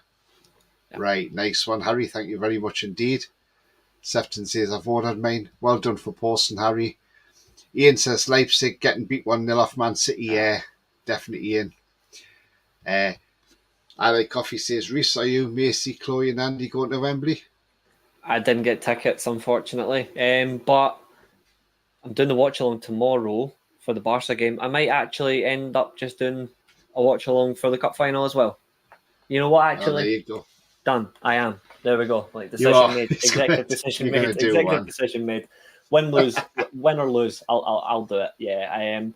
Maisie's unfortunately she's not well, which is a damn shame. I think if she had been well and she's got tickets, I think Maisie would have went to the game. Chloe and Andy, I don't know. I mean, Chloe does watch the men's and the women's. I know Andy's more of like to the women's side. I don't know if Chloe is going, but we'll all in our own shape or form we'll be watching the game. But sadly, I know Maisie won't be there. It's a shame if she's not feeling well because I know I'm here tonight, but I know originally it was going to be Maisie and Tony, but I'm glad I'm at least stepping in the right way, representing. Yeah, so. Absolutely. No, you've been absolutely. And I'm always happy to be asked to be on, especially something new. I'm happy with as well. So. Yeah, absolutely. Jody says Bruno got sent off for less than that, regardless of whether it was purpose or accidentally. It's a red card for Sabitzer in his opinion. I mean, Bruno didn't go out to hurt the player, but he got a sending off. Yeah. Had he got no action, I don't think that would have got overturned. Lee says went out, got half of the Leeds team.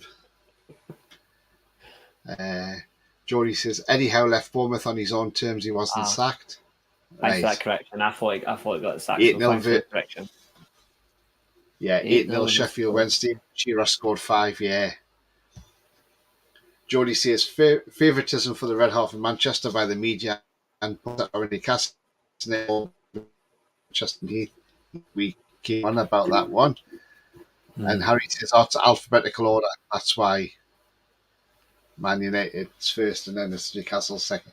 Newcastle United second. But yeah, I mean, looking ahead to the game, I mean, do you expect many changes in your team on Sunday, or do you think it'll be an unchanged lineup to what you played against Leicester? Obviously, you may have Casemiro back instead of Sabitzer. Do you think?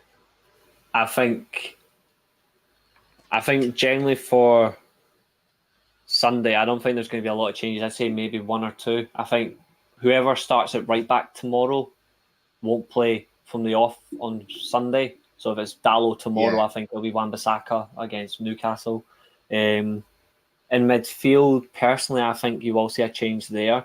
I think it might be Casemiro and Fred play against you guys. I think it'll be Casemiro and Sabitzer tomorrow.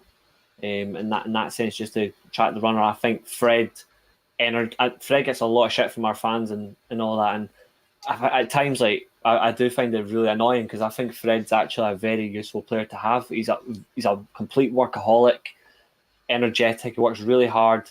He's brilliant at anticipating where the ball's going to land as well, and he doesn't have the best passing range, but he is good at progressing the ball forward, and that's all he has to do really. He's quick in the tackle. He's got a lot of energy. He can run up and down for 90 minutes. At the end of the day, against Newcastle, I would actually take that. And then Sabitzer off the bench is fine. So, yeah, I would do those two. And it just depends on where we play, because Martial's now back in training.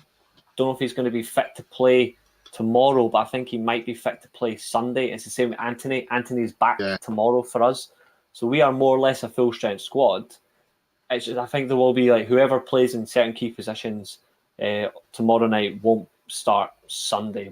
I think we'll make maybe 2 or 3 changes, but it'll still be full strength because that's what the manager does. He treats every opponent with the same amount of respect. Yeah, definitely. I mean, like I say, I think in all, I think we'll go with the only change that we'll have, which is an enforced change, and that's the goalkeeper, and we'll start with Karius in goal. Other than that, will be unchanged because I can't see Joe Willock just walking straight back into the squad. He'll be a bench player on Sunday. I really think Callum Wilson will be on the bench to start with on Sunday. Although some people have said it's probably better Isak coming off the bench rather than Wilson, but I'm not so sure. But the big pitch at Wembley, Isak's got pace and he's got bags of pace. He does. It's just unfortunate he got injured, but that was on Swedish duty in the training camp. So we don't know what training they were doing there, but it caused an injury that kept him out for a few months. But, I do think once he starts hitting that ground running, I think he will score for fun. I think he's amazing to watch. I enjoyed watching him in Spain. That's why I was like, why is Newcastle getting this guy? Just no. But nah, he's a brilliant sign. I do agree. Once he hits the ground running, he's going to be an absolute weapon. Yeah. Harry says, do you think Ten Hag will take the cup final seriously, or will the likes of Heaton get a run out? I think it doesn't matter who the opponent is, Ten Hag is going to 100% take them seriously. You saw you saw the fact that every time he comes in an interview, he always talks about winning, and he talks about winning his way. Similar in a way as Guardiola, similar where it's always about his way or nothing, his way or bust. Play his strengths, play his football, and he will pick his strongest team based on who's in form and also who actually fits the opponent. He always looks to the right opponent. He always, doesn't matter if it's Barcelona or Newcastle, if it's Bournemouth, or if it's playing up against Leeds, he's going to look at them, study them, and he's going to be who fits what position in this way, and I'm going to do it. So even if Tom Heaton plays or David De Gea plays, it's purely for the sense of treating him with respect. I think even if he does play Tom Heaton, he's actually still showing Newcastle respect. He is our cup goalkeeper, but he's also played De Gea in some cup games as well. So he will measure it based on the opposition. He will treat it with respect. We are not going to play a mugs team against you on Sunday, just like we won't play a mugs team tomorrow. Any United fan that thinks that we shouldn't take Barcelona seriously needs to get their head out of their arse. Treat it's a big game. It's got a lot to stake. I want us to beat Barcelona. I want us to beat Newcastle. But I want us to beat you with our strongest team. I don't want to beat you with a couple of bench warmers, which isn't a bad thing, but we got to a cup final playing our best teams. We got to a cup final playing strong side. We shouldn't just be changing it now just because we've had to play Barcelona in the second leg of a playoff round. We've got to take it the right way, and we've got to come out. And I do think as well that even if Tom Heaton starts or if David De Gea starts, it doesn't really matter. That's not where my concern is. My concern is how the manager takes the game. And I think he's actually taken every game brilliantly. Even when we got thrashed by Brentford at the start of the season, we got beat 4-0, playing his way. Did we change? No. We got beat by Brighton. We still didn't score, but we lost 2-1 because of an own goal. Did he change his ways? No. We humiliated Liverpool playing his way. Beat Leicester, beat Southampton, all 1-0s playing his way. Sparked Arsenal when everyone thought we were going to get beat. We got pumped off City playing his way. I genuinely don't care who we play. And I'm not saying this in an arrogant way or a disrespectful way. I genuinely don't care who we play because we are still going to play our game. Even if we get beat, even if we draw, even if we win. The only thing that matters is how we play compared to you guys. Ten Hag will show that respect. He will 100% show Newcastle respect on Sunday by selection, but what he won't show during the match is no respect. He will want us to wipe the floor with you. We're not going to, but he will want our players to step up that level and actually go for it. He will want that on Sunday because he's got that experience of being in cup finals himself. Yeah, because he did say that. Because Ten Hag did say that it'll be a tough game against Newcastle. He knows that. He saw the draw at Old Trafford when we drew 0-0 with you. Joe Linton hit the crossbar on the post in that game within a few seconds of each other. Had he scored, I think we could have won that game easily. And I agree. Yeah. And thanks for that kind comment as well, Sefton. Thank you so much. Yeah. Coffee says, I hope our players practice their penalties. I'm sure they will do. I'm hoping for the same, even though we've got penalty takers. I'm the same because we've not had some good luck in penalty shootouts lately. Lee says it'll be so funny if Chelsea get nowhere this season. Absolutely. We'll all laugh at Chelsea, won't we? Dortmund will beat them at Stamford Bridge. Thanks very much, Sefton. Isak and Maxi start defo, says Lee. Yeah, I think so as well. Sefton says, I think it's going to be a brilliant game Sunday. I think we will be victorious with a 1-0 or 2. How we the lads? Yeah, absolutely, Sefton. So before I get Reese's prediction on the game, for Sunday, we're down to know what his prediction is. But if you like what you see, then please smash the likes, guys. It does help the channel up with search results, so smash those likes either now or on your way out of the show tonight. Also, if you are brand new to the channel, then please hit the subscribe. Free to do so, helps the channel grow.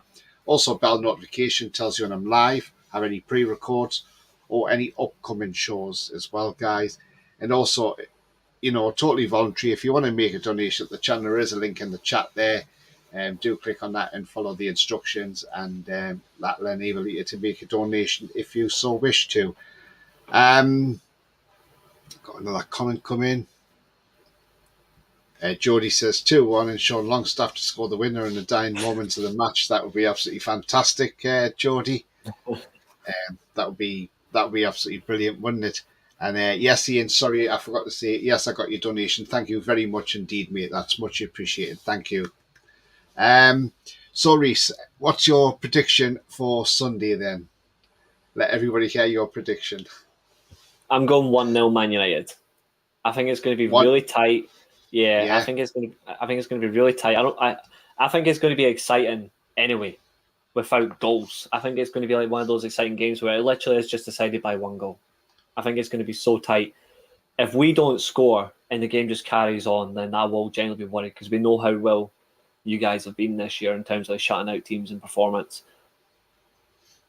Yeah, we've got the best defence in the Premier League. Yeah, and it was a very good game as well between us at Old Trafford. Obviously, we're due to play in 8.5 weeks' time, and I'm looking forward to that. At St James's Park, that's going to be good. It's always fun.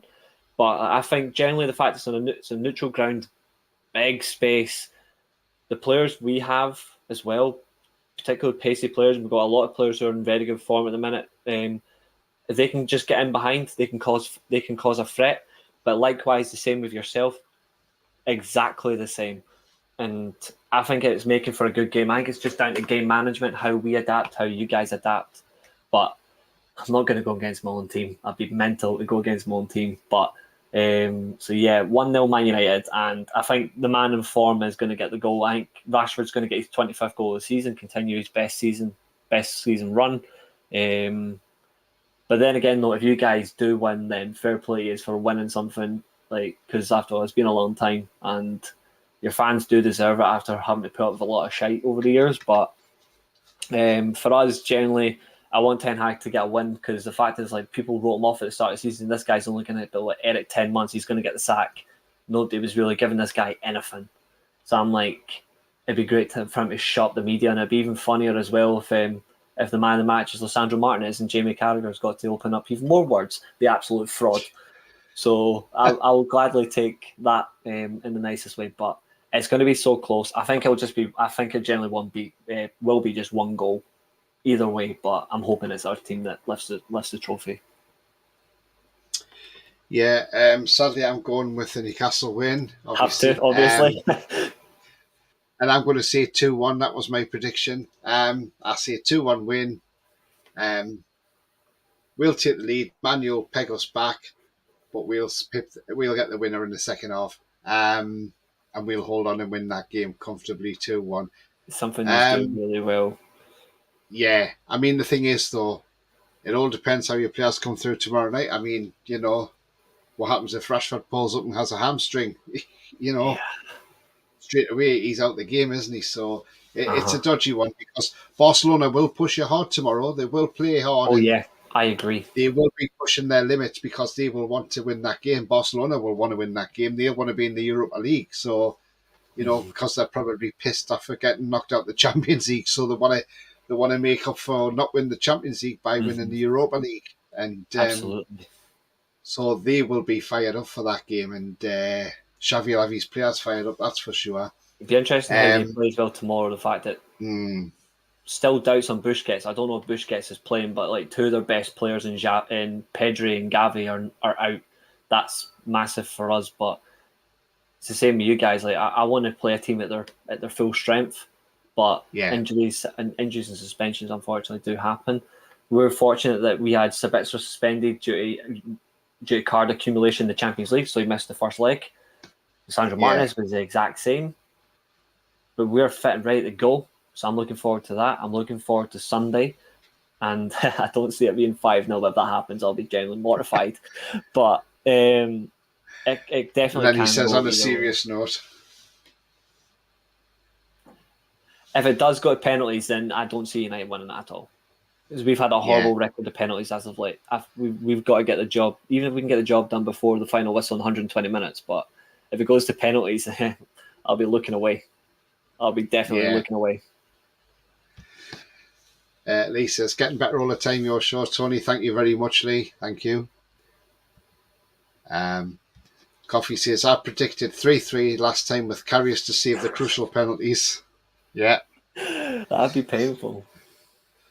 Lee says 2-1 Newcastle, last few minutes, goal before the full-time whistle. Yeah, that'd be great, wouldn't it? Coffee says Rashford could be out of the game after having a dodgy omelette for breakfast. Jody says Rashford pulls himself. Bad news going into Sunday. For you guys, it's definitely the best if he's out. Like, obviously, your Bruno's coming back. Ours is in fantastic form, and he is actually improving his overall contribution to the team, but our main goal scorer is Rashford. That's something we can't afford to lose. Ali Coffee says, Man U 2-0 up with Rashford first half, but David De Gea blooper will make it 2-1. ESM to equalise 2-2 before an own goal will put us 3-2 up, and referee will award a penalty 3-3, but Karius will save us in penalties. Well, I like his optimism. I got to respect the description of how the final is going to go, and if this does happen, Jesus. Yeah. Ian says, great show, Tony. Good luck for the rest of the season. Reese, after Sunday, after you get beat on Sunday. Well, obviously I say likewise to some of that comment, but after you get beat on Sunday, it's going to be funny. It would be funny as well if the winner of like whoever scores the like if it does finish 1-1, it'll be funny if either of our Brunos score the winner. Yeah, it would be, wouldn't it? That'd be Yeah. mental. Rashford to pull his hammy in nightmare for the Manx, says Harry. That would be, wouldn't it? Yeah, that would really kill. That would really kill our season. Septon says, "Auf Wiedersehen, take care, Reese." Dank. Harry says, "Our Bruno is better than yours. He plays with a proper United." Yours is good. Ours is better. And I think we can both say we're both proper Uniteds. The only one that doesn't matter is Leeds. Yeah. Jody says, "Swing low, sweet carriers." That's going to be sang on Sunday. You can see it now. Jody says, "Excellent show tonight. Great to see Reese on the channel. All the very best," says Jody. Thank you very much, Jordan. That means a lot. That means a lot. Thank you. Take care, all, says Sefton. Yeah, you too. David's joined the chat. He says, "I hope it's a good game on Sunday. I think it will be loads of goals in it on Sunday." You do think there's a lot of goals, David? Oh, I think it's going to be a tight game. So do I. I really do. If there is lots of goals in it, then bring it on. Yeah, absolutely. Coffee says, "Bye, Tony, Reese and all. And Reese, please come back for future shows." I'm sure Reese will come back on the channel sometime, won't you, Reese? I would love to be on anytime, any place. Yeah, I would be up for that. 100%. I've really enjoyed this. Really enjoyed the conversation. Yeah. I've watched you guys on like John's channel numerous times, so I do like the approach and all that, and generally good conversation. So I was really glad to be asked. So thank you very much for having me, and I would be honoured to be on any other time, anytime. Well, you see how I come about making my own channel is because I was on John's channel as a co-host. Yeah. And then he went on holiday in October, so I looked after his channel for a week. Because I did say to him, if you don't have anybody run your channel, John, you could end up losing people, dropping off because you're not doing current shows. So I stood in for him. And then I had people that week keep saying to us, "Why don't you have your own channel? Why haven't you got your own channel? You're good at this. You're great at this. Why don't you have your own channel?" And I was like, yeah, but there's so many channels out there. Do I really want to try it? And then I thought, right, okay, let's take the plunge. And 4 months on, you know, I'm nearly at 400 subscribers, you know, and it's keep it going. And it's just going from strength to strength.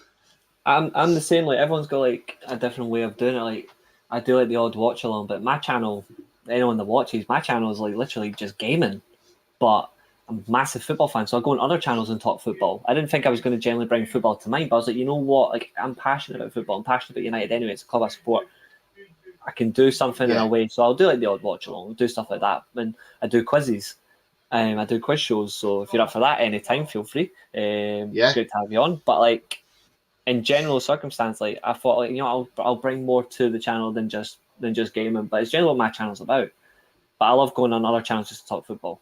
I can have a like-minded conversation with anybody, and I enjoy it. Oh, that's brilliant! Yeah, Lee says should put some laxative in Man United's water bottles.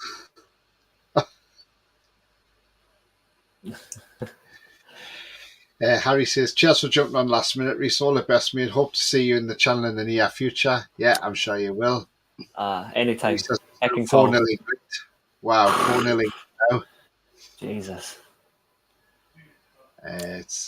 David says it'll be a tight game on Sunday, but I'm going 2-1 Newcastle. There we go. Great shows. Tony says, "Mighty Mag, thank you very much." Coffee says, "From TTI, I come to know about John, then came to know about Macy and Tony through John's, then come to know about Reece through Macy's." There we go. Thank you, I like coffee. That means a lot. So before we wrap up, I always ask the guests when they're on, do you want to let everybody know where they can find you, Reece, on social media and YouTube and everything else?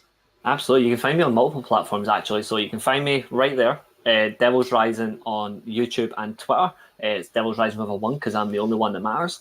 I always say that just for a joke. You can also find me on the weekly Armchair Sports Talk because I host a wrestling podcast. Like I said earlier on, I host a wrestling podcast every Saturday, 4 o'clock.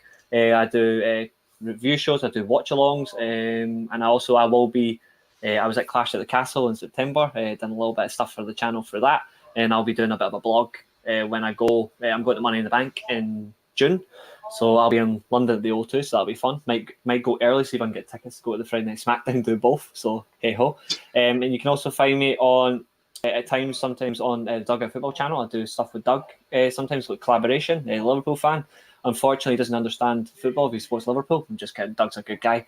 And you can also find me every Monday night at 7:30 on a channel called GVSH. It's Josh's channel. He's an Irish lad that I do a podcast with, where we talk the week's football every Monday night. So you can find me there. But my main one, Devil's Rising, YouTube and Twitter. I'm nearly at 300 subscribers. I don't really look into subscribers. For me, it's quality over quantity, but I always appreciate anyone that does, because I always give back. And Reese_Lightning1997 on Twitch as well, because obviously YouTube doesn't like gaming music, because YouTube can be a nightmare.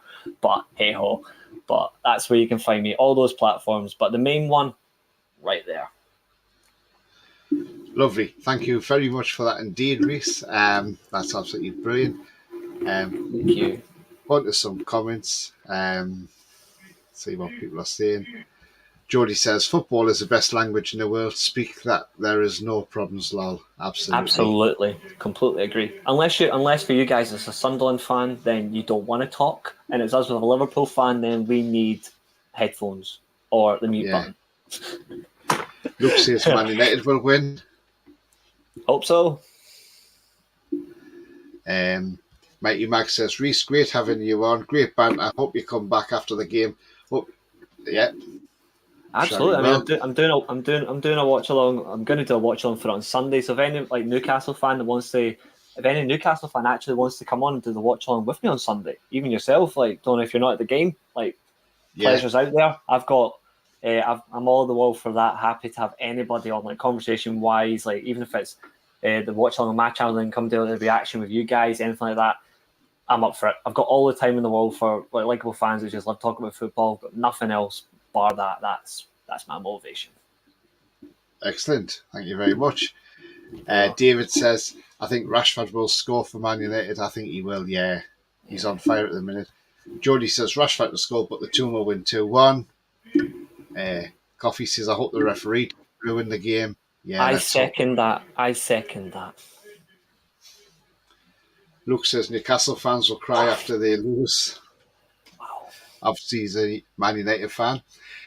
Jody says, at least we aren't the club expected to win. Well, that's it, yeah. That's a good point. There's more pressure on us than there is on you.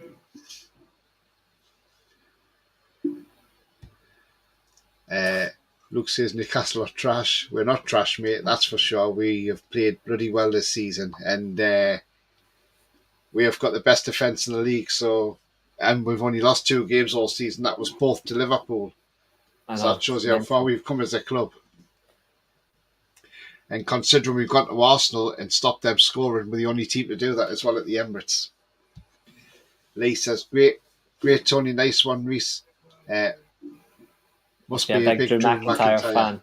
I am actually, and I am actually. He stays about an hour away from me as well. But I've always wanted to meet him. I was nowhere near him in the option at Clash of the Castle because I was stuck up above the entrance ramps. But it was brilliant.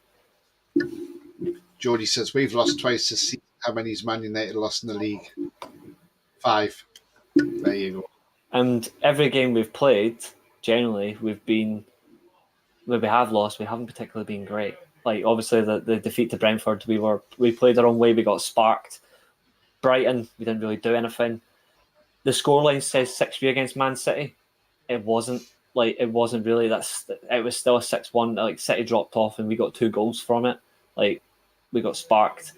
The Arsenal game, we were torn apart. So they go four defeats, but each one telling really about where we've come. But then again, we've still been very, very good to watch as well. But defensively, out of the 2 teams, Newcastle are by far the better team defensively. Yeah, absolutely.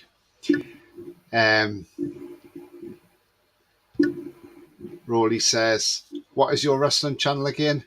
Yeah, of course. So the So purely just for wrestling, it's the weekly Armchair Sports Talk, and the podcast is, funnily enough, it's called the Weekly Steelchair Podcast. So that's on every Saturday at 4:00. There you go, Rolly.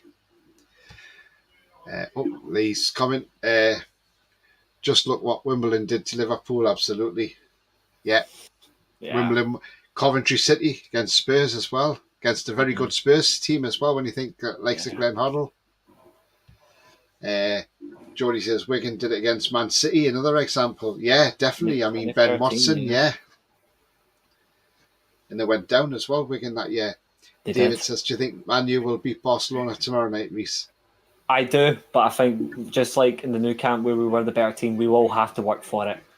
But I just like how I've gone 1-0 for the game on Sunday, I think it will be just like that tomorrow. I think the fact is the fact that we've scored 2 goals in 12 consecutive games for the first time since 57-58 is telling about this team. Erik ten Hag has got us playing so good attacking football with transition and dominating the possession of the ball.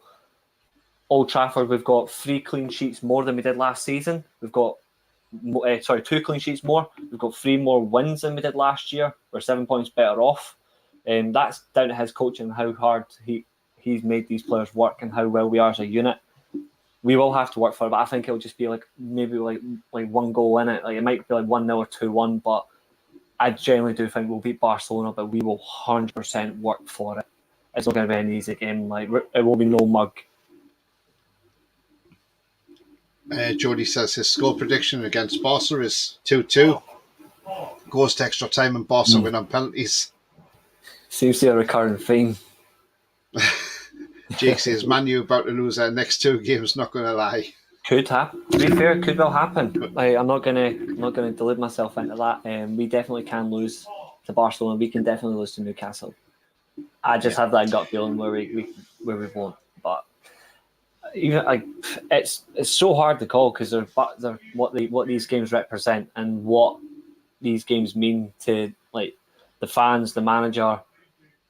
Generally, so much shit going for us, but we can generally do something. And Jordy, I do agree with your comment as well. Extra time and penalties for is massive for Newcastle because then we'll be completely rush shot.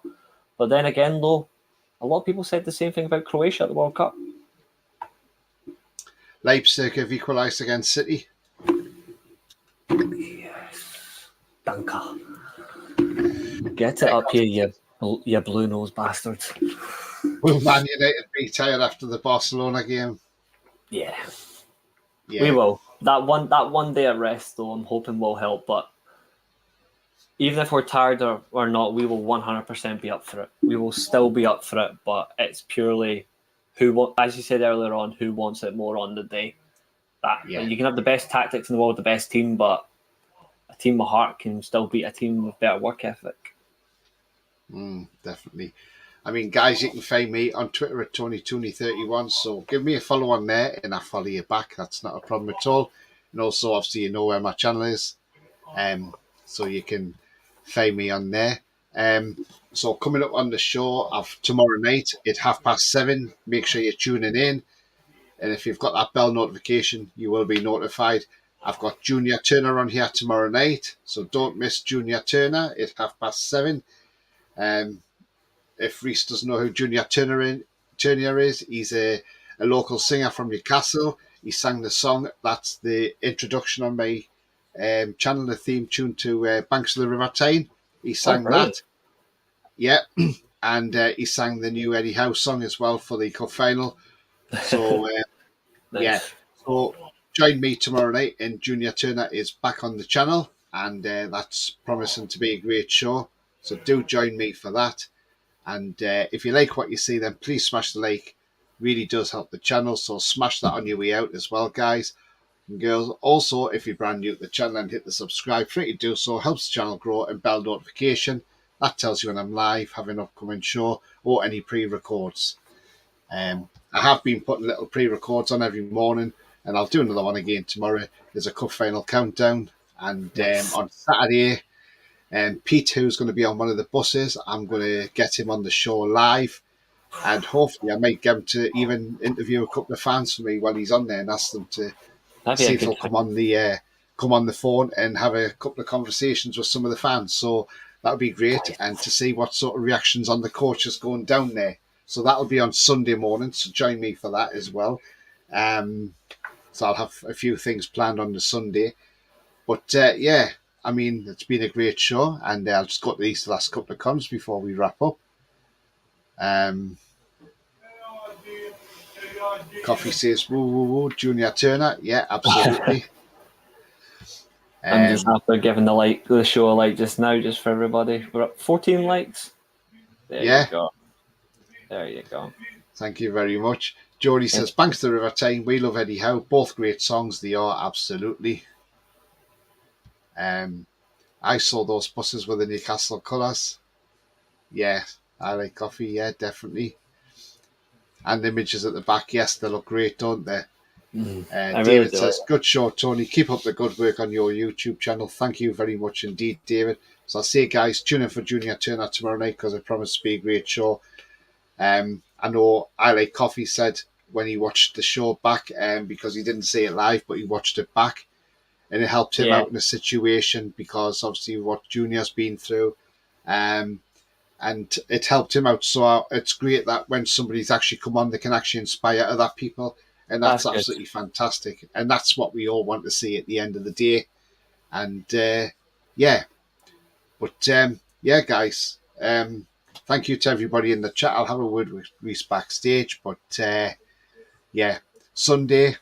We can't wait for Sunday, you know. And let's just hope that trophy is on the way back to the northeast of England, you know.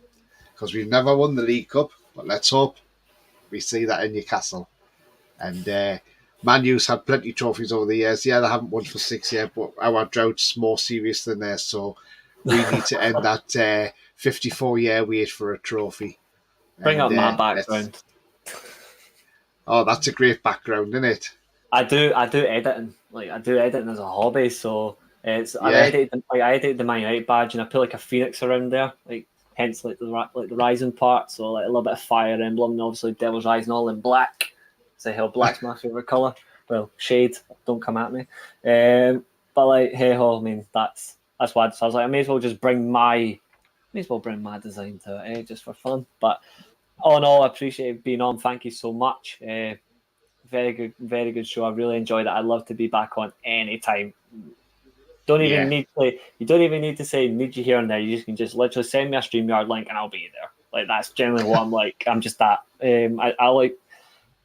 I get good vibes from certain channels, and if I feel like a good vibe, like I always want to be back on. I was like immediately. I was like, within 5 minutes, I was like, nah, 100%. I'd love to be back on here. So yeah, I'm looking forward to it. And well, you've got your trophies out.